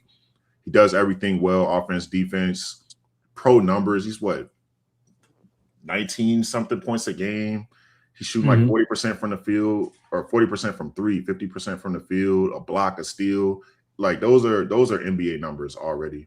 After that, Acuff and Burries, I didn't really feel right placing Acuff that low on the big board, but I think the defense really kind of brings him down a little bit for me in comparison to the other guards that's a little taller like Wagler or more active on defense like Flemings. Carr, I do think is better than 15, so I have him up there. And then that second half, it's just second half is kind of tricky for me as well. I still don't necessarily know where I have Quintance just because of the knee. I know the defensive talent is there, but the knee scares me a lot. So I wanted to place him a little lower, but decided to keep him at 16. Haynes is not too far off. And I just watched the film on the guys, just kind of seeing what I liked, what I didn't like as far as how they would look on a team and then in comparison to each other. But this is kind of how it played out. 1 through 17, 18, I'm very confident about. Depending on my mood, I will move Christian Anderson up. Depending on how I'm feeling, I'm really high on him. I think he's a great player, especially to do what he did with topping out for the season. So he stepped up in a big way. He shot over 40% from 3. He's only 6'1". The dude's he's a killer out there. So yeah, that's my big board. I want to put Senac up a little bit, but I think he's good at 21. Kareem Lopez is actually I'm not that high on him. He's good. He's solid on the wing. Doesn't shoot enough. He's not up there enough for me to say he's a lottery pick or to say he's top 15. So that's probably my biggest dropper, I would say. But yeah, that's my big board. No, I love it. I like it, T. Oh yeah. I agree with Lopez. I think Lopez should go. Like I would not be surprised if Lopez like slide 26. I mean that's pretty reasonable. I wouldn't be surprised if Zuby goes ahead of him. I just feel like with Lopez, like what differentiates like him and like Koa Pete? What are the big differences between? I don't see them as I love that. Two different players, and Koa Pete's at the very end of the first round, Maybe. Yeah. Hey, T, one thing I seen on that, which I love, I was kind of talking about this earlier in the Discord. I kind of watch you as you go down your list. You went right past Brandon Burries. I mean, he's got to be one of the least talked about players in this draft. And I kind of compare, he's like a flatline player. I mean, he's straight lined right across the board. Yeah. I think he's not exciting. He doesn't do like all of the handles and all the flashy stuff. He'll get up and he'll put somebody in the rim. Right. Like a flat line, it goes up and down or it's like flat. I mean, he's just right across the board. But he's solid. I was just about to say that he's really solid on both ends of the floor. Like, and doing it for a team like Arizona, who's playing for something, they were number 1 in the country pretty much majority of the season. You have to learn how to play winning basketball in some form or fashion to maintain that, because they weren't like a top heavy team. They did it together. So I think Burries took away. He has a lot of winning qualities. He's absolutely great shot maker, great shooter, great size. I think he can definitely outplay that 10 spot. Him and Acuff can honestly flip flop. It's just I don't see him getting past Dallas at 9. But it also depends on which way Dallas decides to go at 9. Right now with their coach hire and the Michigan guys right there. Hey, I hadn't even considered that. I hadn't even considered Undisputed asked if you compared Kareem to Cole. Was that you, Tay? No, so it's not necessarily a comparison, but more so like what I don't see what's that much different, like as far as for Kareem Lopez to be considered a lottery pick and Koa Pete I don't. When I watch Kareem Lopez, I don't personally see a lottery pick when I watch him play, and I think they're similar in ways. I don't see him as a top 15 or a top 20 player. I don't personally see him as that. Yeah, and I know Barton has been hot and heavy on Lopez like that. Really, but for a long time. I'm not. I don't see it either. I don't think that he's dynamic athletically. I don't think that he has. I think he does seem to have a pretty high work rate. Absolutely. He seems to be a hard worker, and I think that that's valuable. But he just, he does not strike me as a top 15 player. And I think for you to, I mean, this is a very controversial name, but I think if you were to take Nate Ament at 14 or take him at 16, I just think that you taking Lopez in a lottery, like it would just. I think you're going to regret it. I think that there's going to be better players than Lopez. I think he's just one of those players where if he goes somewhere that fits him well, he will be really, really good. And if he goes somewhere that doesn't, then I don't. You talking about Cole Pete? Kareem Lopez. Oh, Kareem Lopez. I don't think his talent is good enough to make him stand out on any team he's on. Like let's say a Caleb or Yaxel, or I feel like he has to be in the right situation. With Cole Pete, I mean, I think Philly is like perfect for him. Late first round. Yeah. They've got all the shooters. I like Cole Pete next to Joel Embiid. That would be a good fit for him. Strength. Did you guys see this question here from Stop? So most likely player to fall out of the top 10 for each of us. And then the most likely player outside of the top 5 to 10 to make a surprise jump up to the board on draft. I would say Cam Carr is one of those guys that is going to make, that jump up into the top 5 to 10. If I saw anybody make a jump up from there. What about you guys? I guess, and then most likely player to fall out of the top 10. That's a good question. Because who's even top 10 locked right now? I feel like the board it's so fluid right now. I wouldn't be shocked if Yaxel falls. Oh, that wouldn't shock me. That wouldn't shock me. Yeah, that wouldn't shock me. Old, and there's I think the behavior stuff, it's like you need players like that on your team. I think Dylan Brooks is proven to be a winning asset just off of changing the culture. Yeah. And being an enforcer and doing stuff that other teammates aren't crazy enough to do, but it's good for the overall team. Yeah. I'm not worried, but the age stuff, I think it's a hard sell to take a player that old, that high. I personally have him. I have him at 9, 10. Yeah. 9. But I'm like... Is that Yax? Yeah. But I'm like, okay. I don't... The room for development when you're a 24-year-old is just so much less than when you're 20 or 19. It's like it's just a different dynamic. Yeah, but I mean, I still think, again, and again, modern athletics is very different than it was when I was coming up, but I still think it's okay to say that a 23-year-old can be a better player at 27. Yeah. And I think it's okay to say, now to your point though, if I'm Golden State or Oklahoma City, I would be really shocked to see them pass on Lindenborg. Like both of those teams could use a player like that right away. Yeah. Sorry, Q. Go ahead. No, I didn't say anything. I agree. I want Yaxel. I want Yaxel in the Thunder. I think he's everything that we personally need. I'm a massive, massive fan of him. I would not be surprised if Mikal Brown Jr. goes out of the top 10. I would not. That would be shocking. I would not be surprised if he goes out of the top 10. And I'm gonna tell you who's. This is why I think this, and I actually think it'll be interesting to see how it plays out. To Brian's point, I don't think that Ament should go in the top 15. I think it's probably the 16th best player, the 16th most ready player in the draft. I think I just want him gone before 15. I don't want us to even consider him. That is Kevin Knox. See? Right? I mean, you watch Kevin Knox at Kentucky, that's Nate Ament. 100%. Yo, Amen fucking sucks. I'm sorry. This is an industry plan. I don't get it at all. I don't see this player is 6'10" and he plays like he's 6'4", 180. I don't. There's zero appeal. He flails around like a fish when he gets in the lane. The defense is like all right, and it's like the entire. It's like, oh, this is the next.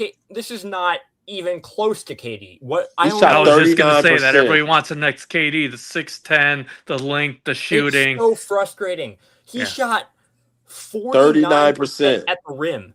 He's 6'10". I don't. And half the time he doesn't look interested.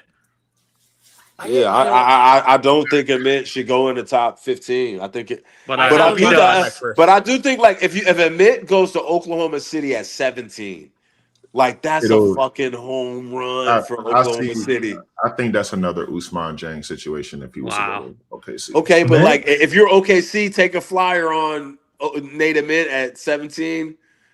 God bless you. I think Sam Presti's too smart for that. OKC hit a lick if they get a min at 17. They just hit a fucking lick on the whole league. For real. That's what people would say. Right, Jordan? That's what people would say.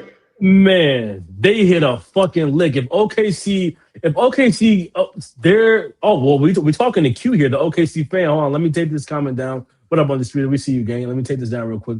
But like Q, you guys would be fucking golden with so many of these players in the draft. They got like a guy like Dalen Swain. Like we said, the Bulls can't go wrong in the draft. I feel like OKC can't go wrong in this draft. If they get Nate Ament at fucking 17, are you kidding me, dude? If they get any of these big men, if they get a Yaxel, if they get even a Hannes, like they can't go wrong, man. But Nate Ament would be fucking highway robbery for OKC at 17. Have fun, enjoy. You don't like that, Q? If you got Nate Ament for you guys?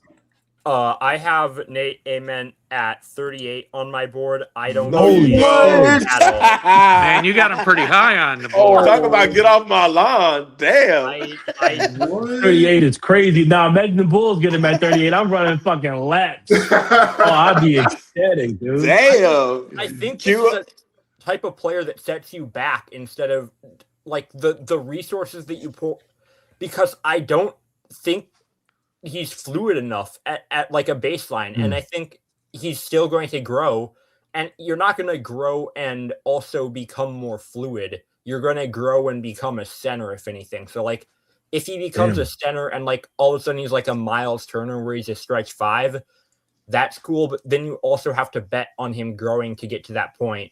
And his wingspan is only +2, and his contest metrics are poor already. And he doesn't finish at the rim. So, like, what's the appeal of him being I don't even need to see all that shit to know what you're saying. I don't even need to see any of those stats to know homeboy's got some Zach LaVine in him. And I don't like he a little too nice on the court. He a little too sweetheart on the court. He's sweet soft. Boy. He's soft. He plays soft. Like, and again, Admit to me, and again, I hope that the NIL really helps some of these kids. Admit really should have played 2 years because he's not. He needed to go back. He doesn't have a mentality. I mean, ultimately, what we're talking about is he is not a gritty player. And people and someone's saying, "Well, we can teach him grit." No, you can't. No, you can't. So my comp for him is Kevin Knox. Where did Kevin Knox play at this year? G League, didn't he? G League on the Bulls. I thought Kevin Knox was going to contribute in the NBA. What happened? I did too. I was really fooled. Maybe that's why I'm a little harder on him. No, I really that thought Knox sense. was going to be something, but man, I just see those games so similar. No, I hear you. I didn't watch enough of Nate Ament this season to speak on it. Good. I can't just talk on the highlights. Because the highlights to me, it seems like he has. Anything. Isn't he a big wing that can shoot? Isn't that like Ament's whole thing? You know how you watch it when you want to see somebody's defense? Watch like someone's career high or they scored 30 points against the Tennessee, and watch his weak side defense.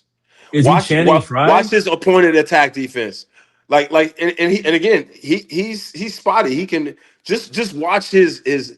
Now they're tracking these guys. Like what? How fast was his closeout? How aggressive was it? I'm telling you, these guys that are defense only guys, that's where Acuff is going to get in trouble, because I do think a lot of people would say, well, like Acuff, I can see him getting better at that.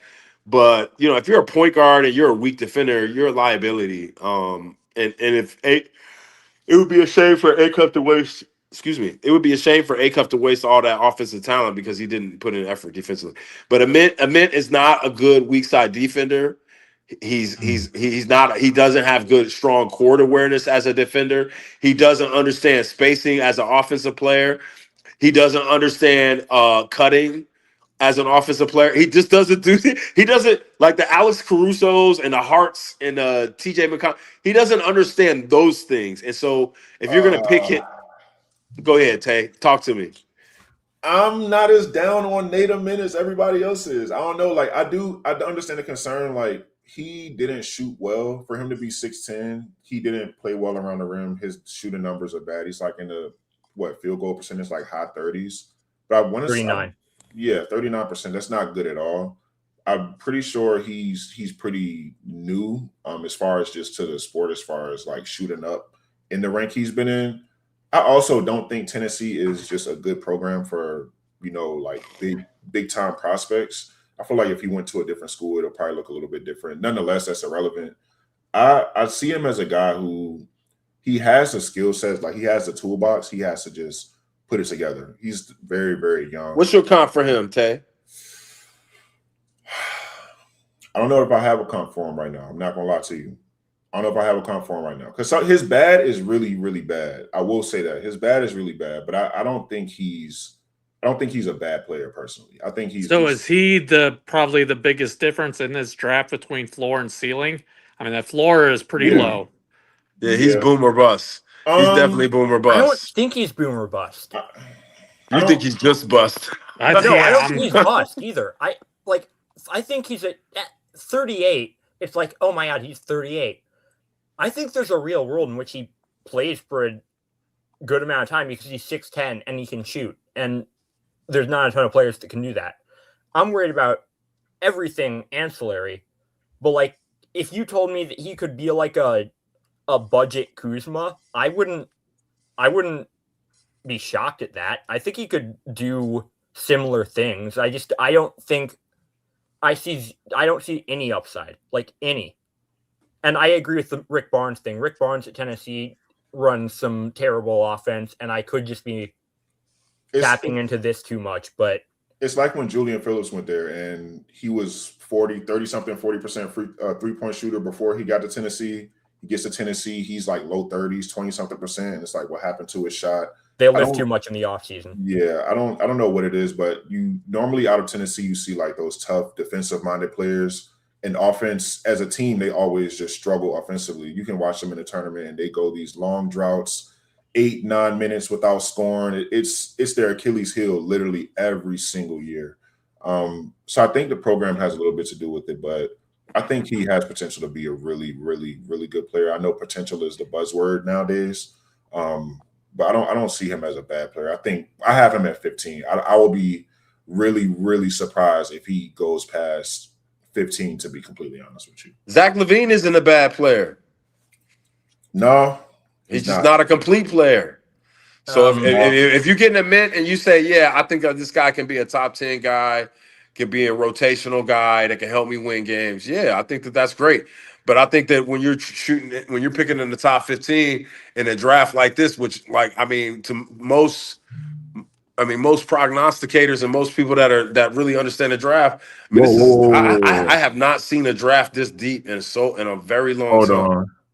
Not to deviate away from the draft, but Minnesota is sending Julius Randle and the 28th pick in the NBA draft to the Brooklyn Nets in a 3-team trade that sends Nick Claxton to the Chicago Bulls. Oh, are you serious? Are you serious right now? Swear. You're kidding. You're kidding. Swear. No. Nick Claxton to the Bulls? Swear. Wow. You're fucking kidding me. Swear. No way, you're kidding. Wow. Oh my God, it's real. It's real. Oh, it's fucking real. My phone's blowing up. Holy shit. Man. That changes. Well, I was going to go back to your original question, but man, this kind of changes everything. Hey, let me ask you though, how many of these will we see? Wait a minute, Randall to the Brooklyn Nets. Woo! Hey, I was calling for Minnesota. All we got was that Claxton, and that's it. What did we send out? The Wolves will acquire Brooklyn's 33.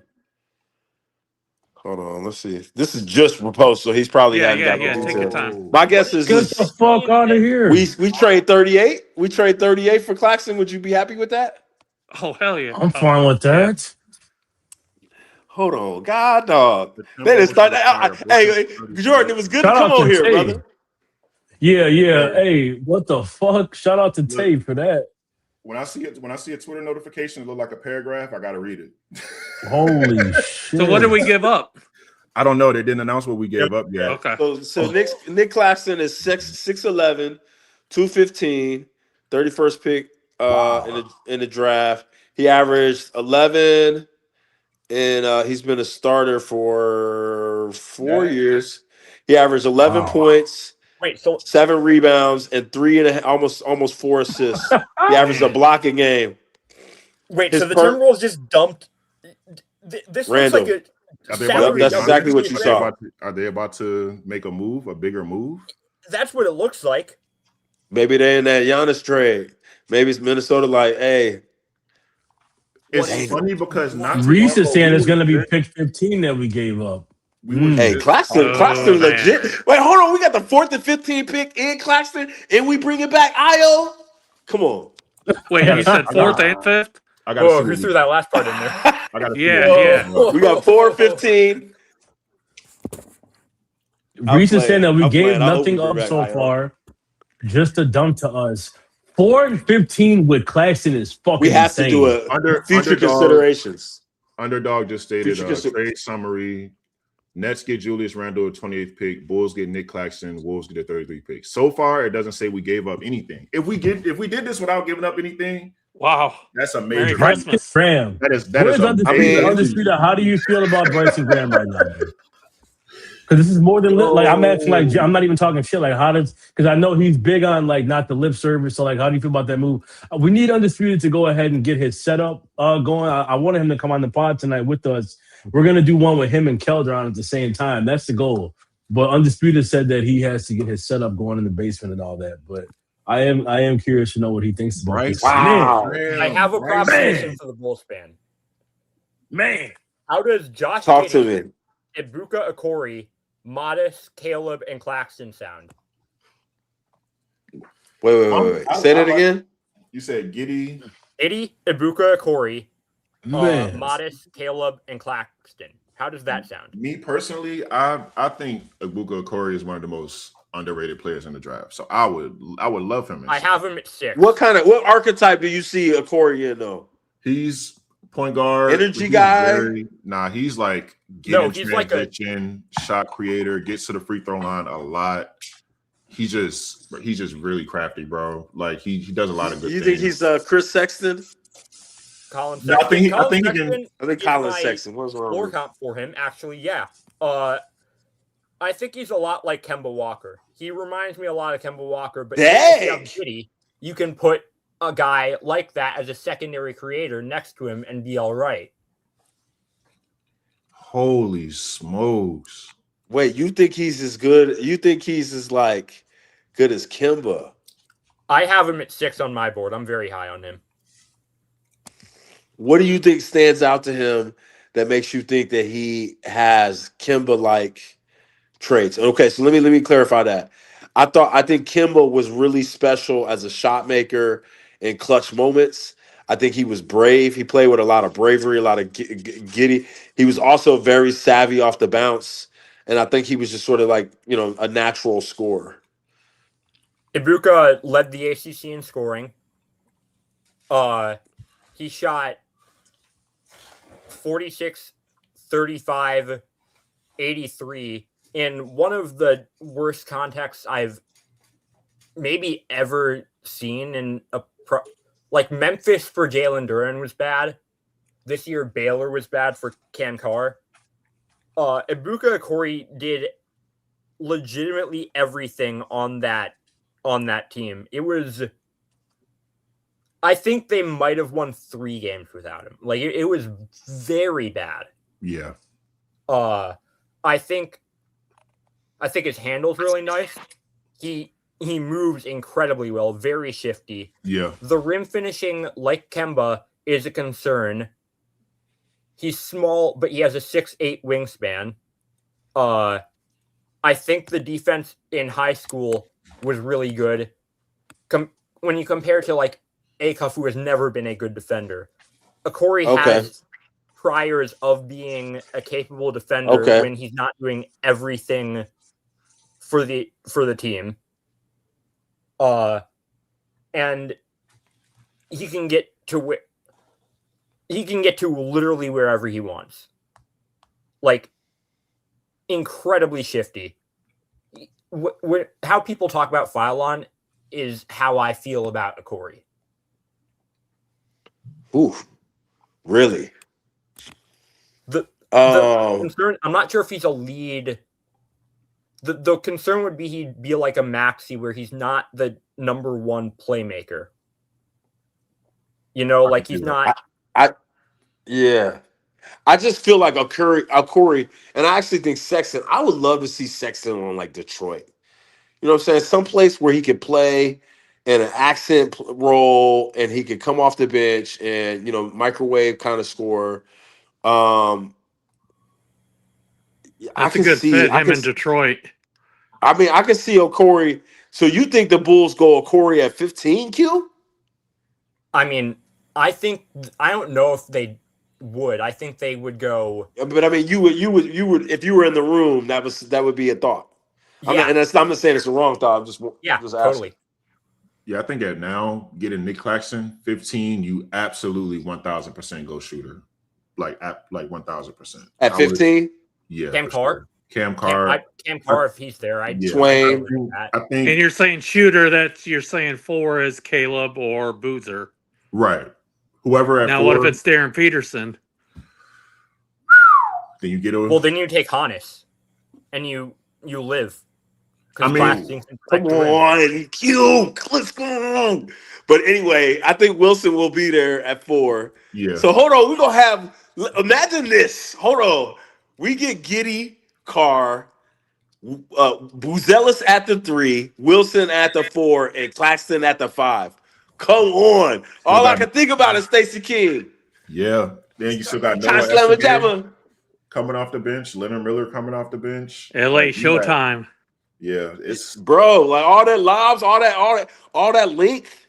It just finally a rim protector, a shot blocker in the paint is just something we haven't had. But you would have 2 because you'd have Wilson and Claxton, and you have Buzelis as your small forward blocking shots. That you talking about 4 or 5 blocks a game. We might lead the league in blocks. Right. I like how Bryson Graham do business. I like how he do business. I ain't seen this in a while in Chicago. I like how he. And he didn't have to give up much. I mean, a couple of cap space. That's it. That's all. You would think if 15 was on the table, it would have been announced. Yeah. It's something got to be smaller than 15. Now, from what I'm seeing, we just use up a little cap space that we have. We have 30 million left in cap space. Oh, yeah. So they're basically like a free agent signing almost. Right. Oh, yeah. Does this take Mara off our board, though, now? Mara or any of the other Morez, Mara. Yeah. Hold on, boys. I just had to make a tweet about this shit. I still can't believe. I wonder if we'll do this again. Happening. Let's motherfucking go with another Let's team. Motherfucking go. Nick Claxton. Like who? So like, first of all, kudos to Minnesota. All right, I'm gonna give y'all something. Minnesota had to free up money. They were contended that had to free up money. I think Houston is in a similar situation. I think that. Let me see. Who Orlando's else? I don't think that Orlando's in a tough spot. Toronto's not in a great financial situation. I mean, I think Toronto's ascending, but I just think Toronto's got some bad contracts. I think Quickly and Poto a bad contract. I think Orlando with Suggs. You got homeboy from Michigan State. You can Bronze. I don't. Yeah. So I just think that the Orlando there's 3 or 4 teams that the Bulls could be like, okay, yeah, we'll take Jonathan Isaac for the 25th pick or whatever. Like, right, and honestly, with Orlando, they just gave up 5 picks for Bane, so they don't have much else. But I mean, would you take a player like Jace Richardson I'm trying to think who does Orlando have to give up? I mean, I don't think Suggs is a great fit there. And Franz is. I don't think Franz is too. Now what? Banchero. Yeah, I think they're at the point now. They're at the crossroads. They got to make a choice between one of them two. I don't think that. I think Orlando and Houston's problem, and it's just similar to Toronto.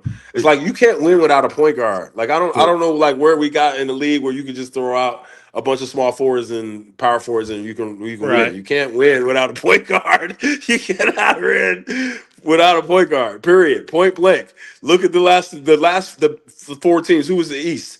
The East had Mitchell and Harden. And the Knicks had Brunson essentially exclusively, really, and then the West had SGA and Fox, and I just don't think you can win. Point guards are still needed, and I think that these absolutely. teams. Yeah, I think Orlando is putting Boncaro and Wagner can't take turns in this heliocentric style of play. Move the ball, like play. Suggs is square peg in a round hole to me. Yeah, I like Suggs as on ball D in that, but it's just not a good fit there in Orlando with him either. And Anthony Black's not a point guard, right? Can you play Jace Richardson at point? What you think, Q? What did you see out of Jace Richardson last year? I had him at 8. Dang, got you speechless. I didn't love that how the Magic have handled his. Is he muted? Rookie year. Are you muted? Am I? I can hear him. I hear you. Oh, okay, it's me. I didn't love his rookie year.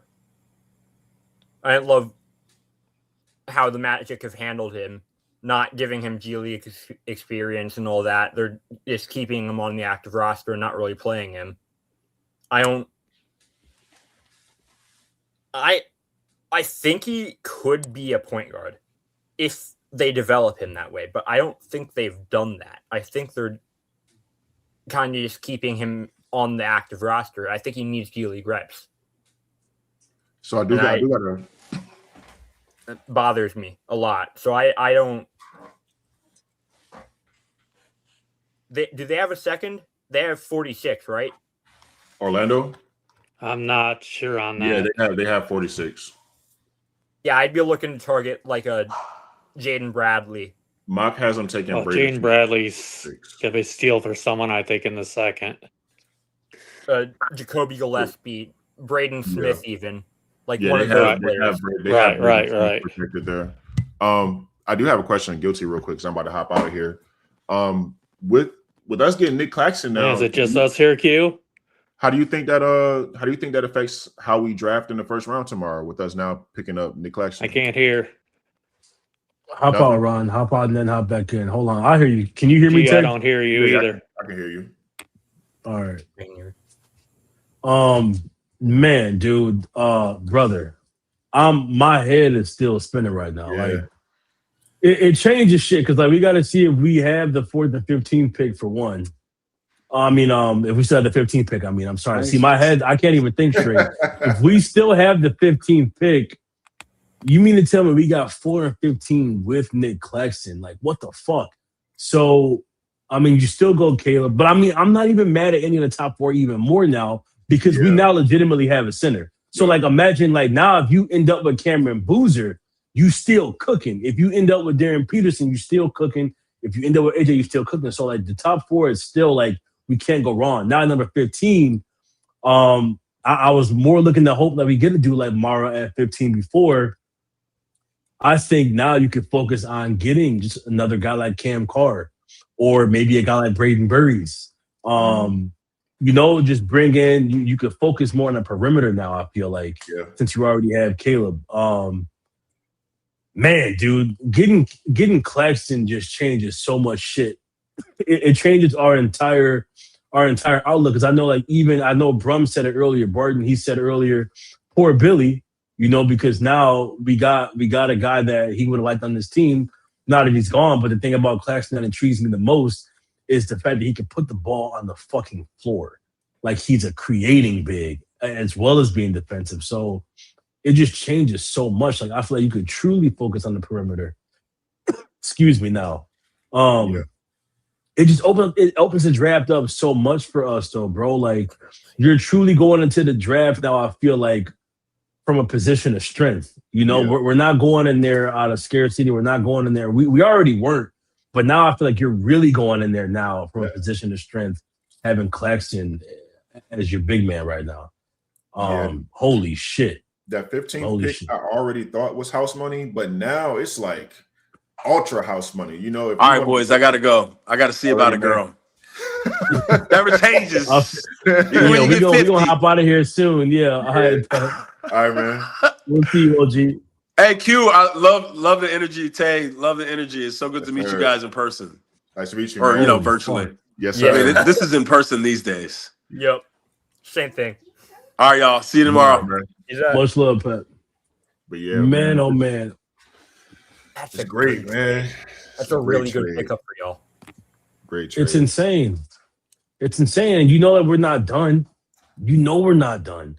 Like, I wonder what else. I'm just elated. Like, out of all the center prospects we've been talking about, Kessler Walker, Mark Williams, Claxton's name never even came up because we're just so used to having AK. We're just so used to doing the bare minimum. We're so used to just getting whatever comes to us instead of getting what the fuck we want. Yeah. So like you wouldn't even, I wasn't even looking at the restricted free agent market or any of that because I'm like, I'm so used to having AK here and thinking like, well, we're not going to get anybody. And the fact that like you haven't heard any news about Claxton coming to this team this entire time, and it came out of fucking left field in the best way possible. Just like holy shit. Just like last year in the draft when he made that move to get the picks from New Orleans, same thing, straight out of left field, and it's like, oh, you're giving up a first to get Derek Queen. Bryson Graham's like, cool, we'll take the pick. So I mean, he's doing it again. It's like Silent Assassin. Brilliant, absolutely brilliant. Yeah. But I do about to hop up out of here, man. I do want to. Yeah, no doubt, man. Tay, thanks for coming on, bro. We're gonna have more of we're gonna have you on here with us more going forward. Yes, sir, man. I appreciate you bringing me up. Everybody, nice meeting y'all. Q. Yeah, you too, T. Ryan, thank you, man. Yeah, I appreciate it. Appreciate you, bro. Yeah, have a good one. Thanks for breaking the news for us, man. Hey, yes, sir. Yes, yeah, sir. Man. Breaking news right here. Shams. Our Shams on here. Yes, sir. Damn. Y'all be easy. Later, man. Boys, holy shit. I know. It changed this whole conversation of the night. It did, man. I still want to look at Q's big board because that thing is insane. So we'll bring that up and then that'd be great. We'll bring up Q's board and then we're gonna hop out of here because I want to run to the Discord. Like I see them all going fucking crazy in there. I want to go join the forum. The only thing I've seen so far is Claxton's got 2 years, $44 million left on his deal. Yeah, it's 21 and 23. No, right? That's not. That's a fucking steal, man. It is. And I just keep going back to if we gave up something of value, it would have been announced in the trade. Like it hasn't been announced yet. Like it can't be a lot. 38 being the biggest thing. Yeah. Holy shit, guys. They said during the stream, y'all are good luck. Old Man Winter, shout out to you. I've been seeing your comments tonight. I'll put the link up, the widget it's called, whatever the fuck, the QR code. Scan that QR code, hop around both HQ Discord, man. We're about to go crazy in there after this stream. Man. What the fuck? That's just insane, dude. Like I was not expecting to see no shit. Like I was talking earlier, like I was on draft burnout, like reading all these mocks and defending these players. Like I'm just ready to get to it. This just re-energized me with the addition here of Claxton. Like, man, how can like unbelievable night. Officially didn't give up anything. And this is yet to come tomorrow. Yeah, this is crazy.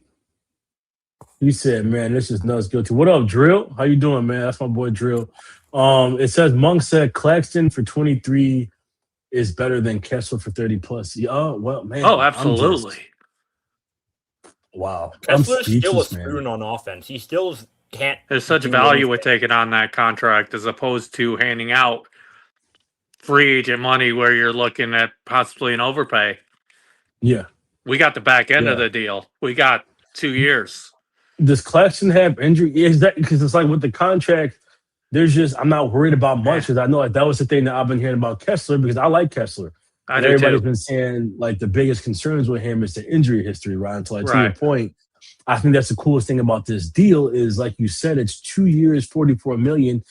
It's like, dude, you're not even paying shit for him. So even if he does get injured, it's like whatever. That's just 22 mil or 21 Look mil. at what they're talking about with Durant money. How much they're talking, 100 millions. We're nowhere near that. No. And we still have so much more cap space for the rest. What? Oh my God, man! What a wizard Depending on how draft move. goes, we can go out and we can still, get anybody really. Yeah. I mean, when I sign Peyton Watson to an offer sheet, we can do that. If we want to go Terry Eason to an offer sheet, we can do that. We've still got a ton of wiggle room. A lot of wiggle room. And to take on more bad, I don't even consider this taking on a bad contract. Like we got a good player out of the deal. We've got enough room to take on bad contracts. Wow, I'm shocked. You see the juxtaposition from the way AK made his arrival onto the scene, trading for Boots, giving away assets. Right. This is like a fucking full 360 difference compared to AK's first move. We're not giving up shit. You're bringing in good money. You're bringing in a good player who doesn't address weaknesses. And you're not giving up exactly. Anything. And then Undisputed said, Claxton has played 69 plus games for 4 straight years. Oh, Iron Man. That's that's Iron Man anymore in today's game. Man, dude, I'm ecstatic. So yeah, we'll throw Q's board up, and then we're gonna hop off. We've been on for 2 hours anyway. Oh wow, flew by, man. Flew by. Thank you. It did. Appreciate you, man. It did. So let me see if we could throw Q's board. 1 second. Let me. I don't know if we could hear him though. Is he there? Yep. Yeah, he's just been quiet. Hold on 1 second. Okay. Slides and PDFs. Oh wait, no, screen share. Fuck me. What the hell? 1 second, guys. Let me. No, you're fine. I don't know, man. I thought I had this figured out earlier. Wait, hold up. Well, you're doing that. I might read some stuff from the Discord that people are saying too. So I seen someone say about Minnesota unload Randall to get Io. Yeah, that's to be able to afford him. Absolutely. I mean, that was a move for Minnesota. They had to get off some money. Yeah. Oh, there we go. Oh yeah, I see it now.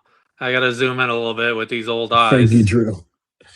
All right, Q. So you see what I mean, guys? Like we got the fucking sicko board here. All right, let me try to zoom in for everybody. I think it was Command plus. Oh, I got all the measurables to the other side as well. So if you scroll to the right. To the right? Okay. Like that. Oh, okay. Damn. Holy shit. So then it says, I could zoom in like this. Oh, nice. Okay. There you go. All right. We got Rock. What is? Oh, yeah. So you can go ahead and explain for us, Q. So my process is I'm a massive college basketball fan. I love college basketball. I live in I live in Iowa City. So Iowa watched a lot of Ben Sturts this year. I'm not hearing them. I hear you, Q. A massive college basketball fan as a whole. I fill out like 50 brackets every year. I love college basketball. That's my main love. So I watch these players throughout the regular season.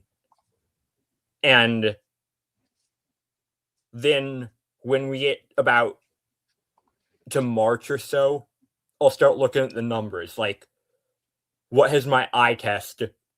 How is my eye test compared to what the stats are saying?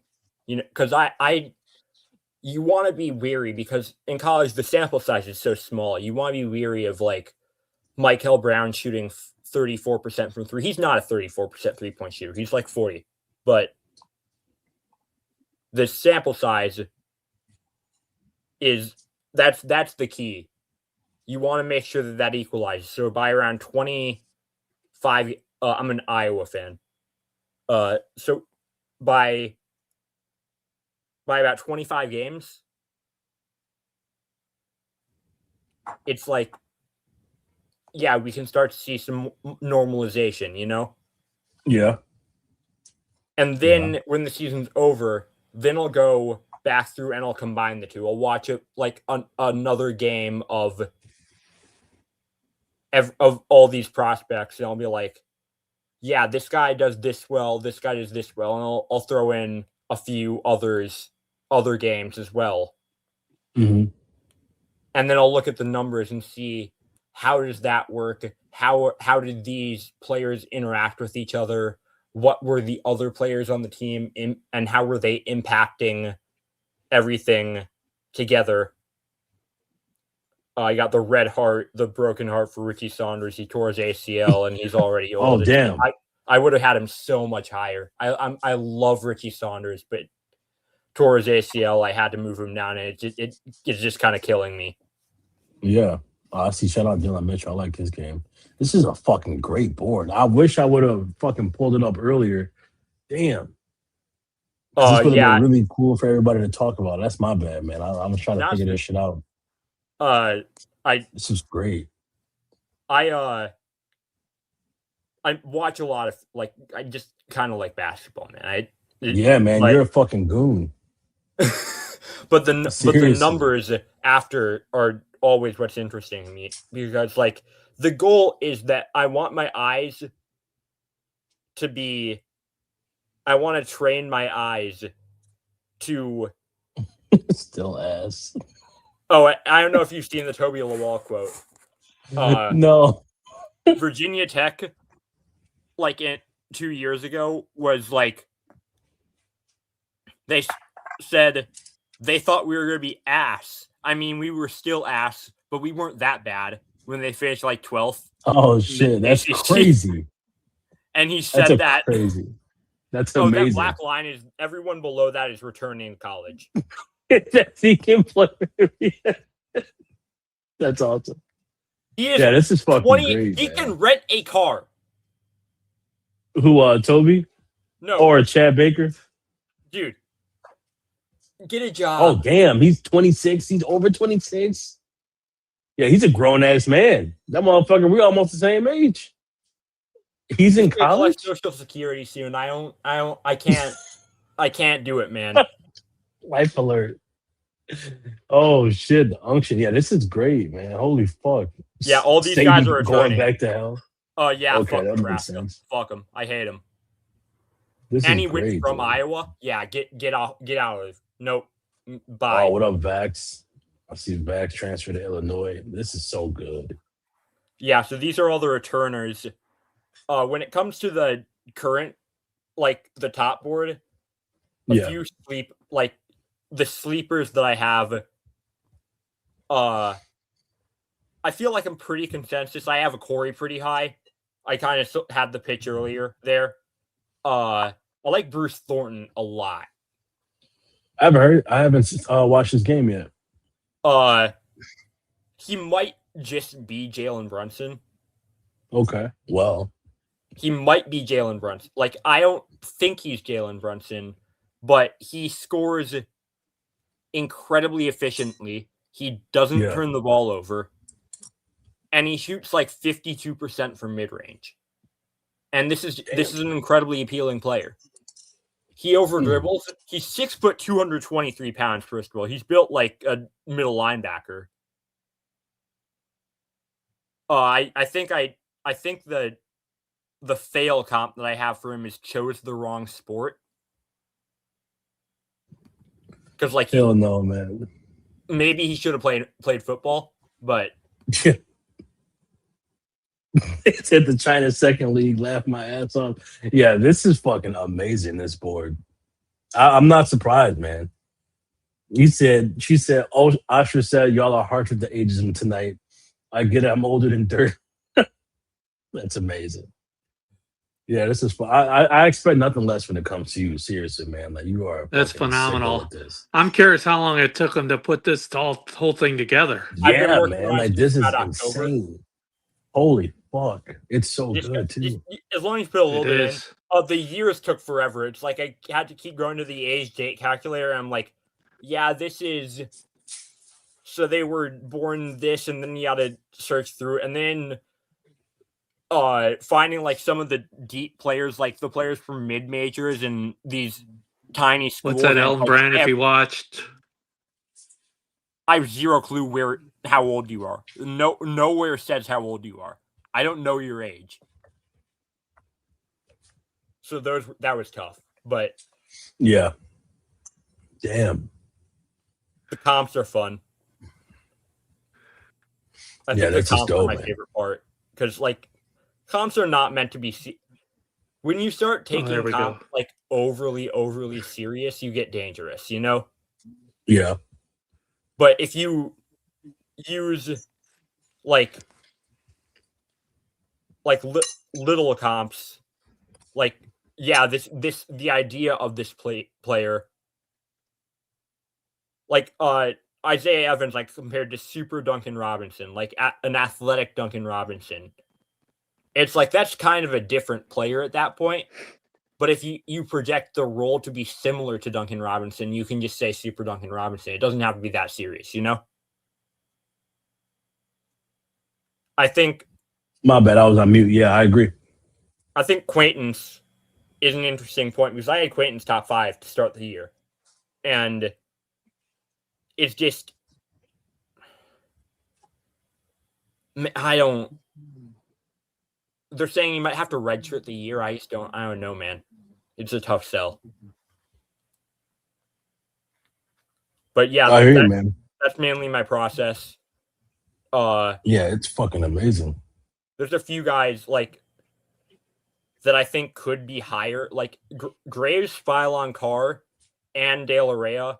All the tier name is The New Workout Plan by Kanye West. They all need to make body transformations to hit their ceiling, but if they do, they could return like lottery value, you know? Yeah. Absolutely. Yeah. It's just fucking great. I don't want to get burnt by any player. Yeah. So I'm hedging on Acuff, even though I hate this defense so much. Yeah, that's just where I'm at. That's my board. Awesome, man. Yeah, that's fucking my bad, Q. I wish y'all hold on, let me move this fucking 1 second. Yeah, I wish, like I said, I'm still learning how to work StreamYard. I wish I would have known, like, because that would have been a great board to have at the start of the stream while we had everybody here. Like, we could have put it up and then like had us all like go down that because you went so deep into it. Like, those comps are fucking cool.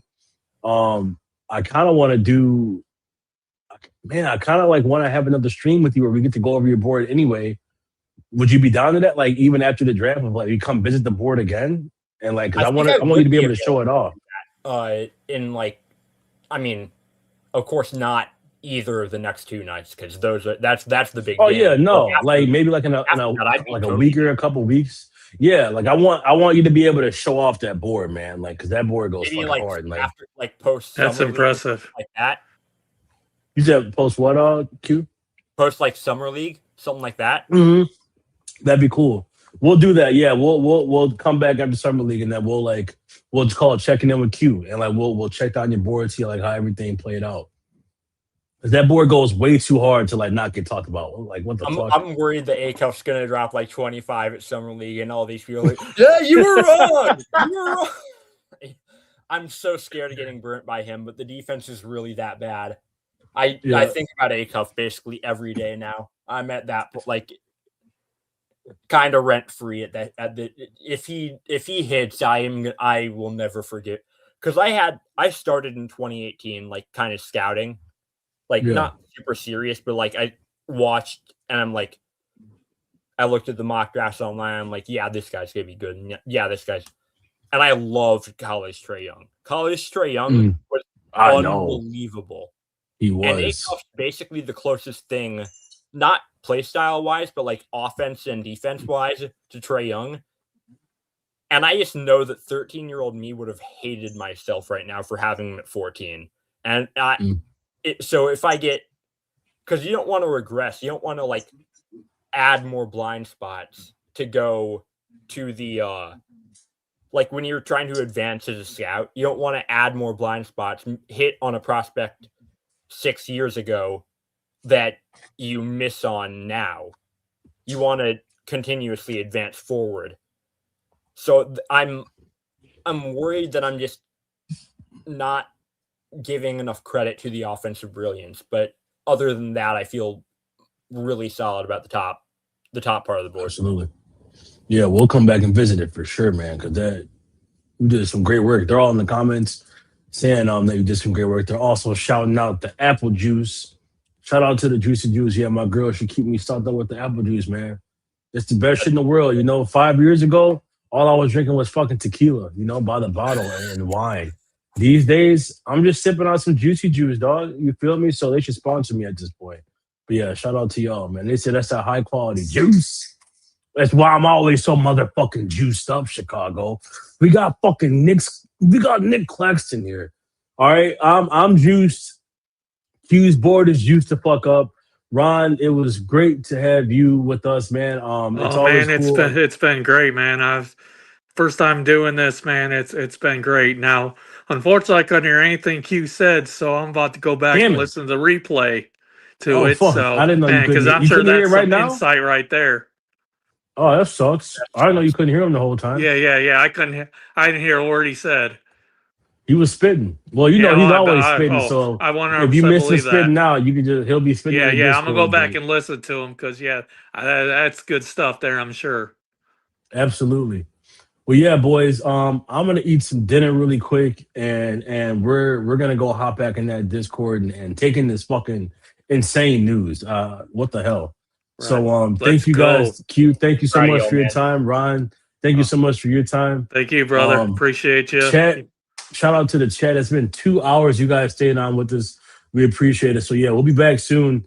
Like we said, man, the whole point of this stream tonight was just about like kicking it tonight. It was members from our Discord. We all get together. We're just doing what we do on the stream, what we do every day in the Discord. So absolutely, if you're not a part 100. Of the Bulls HQ Discord, bring that ass. What did Anthony Edwards tell Charles Barkley? Bring that ass. Bring your ass. If you're not in the Bulls HQ Discord, bring your ass, man. It's a good time. Right. Absolutely. But all right, thank you guys so much, Chicago. All right, fellas. We appreciate you. Yeah, appreciate we'll see you, brother. All right. Peace out. Good night, guys. Good night.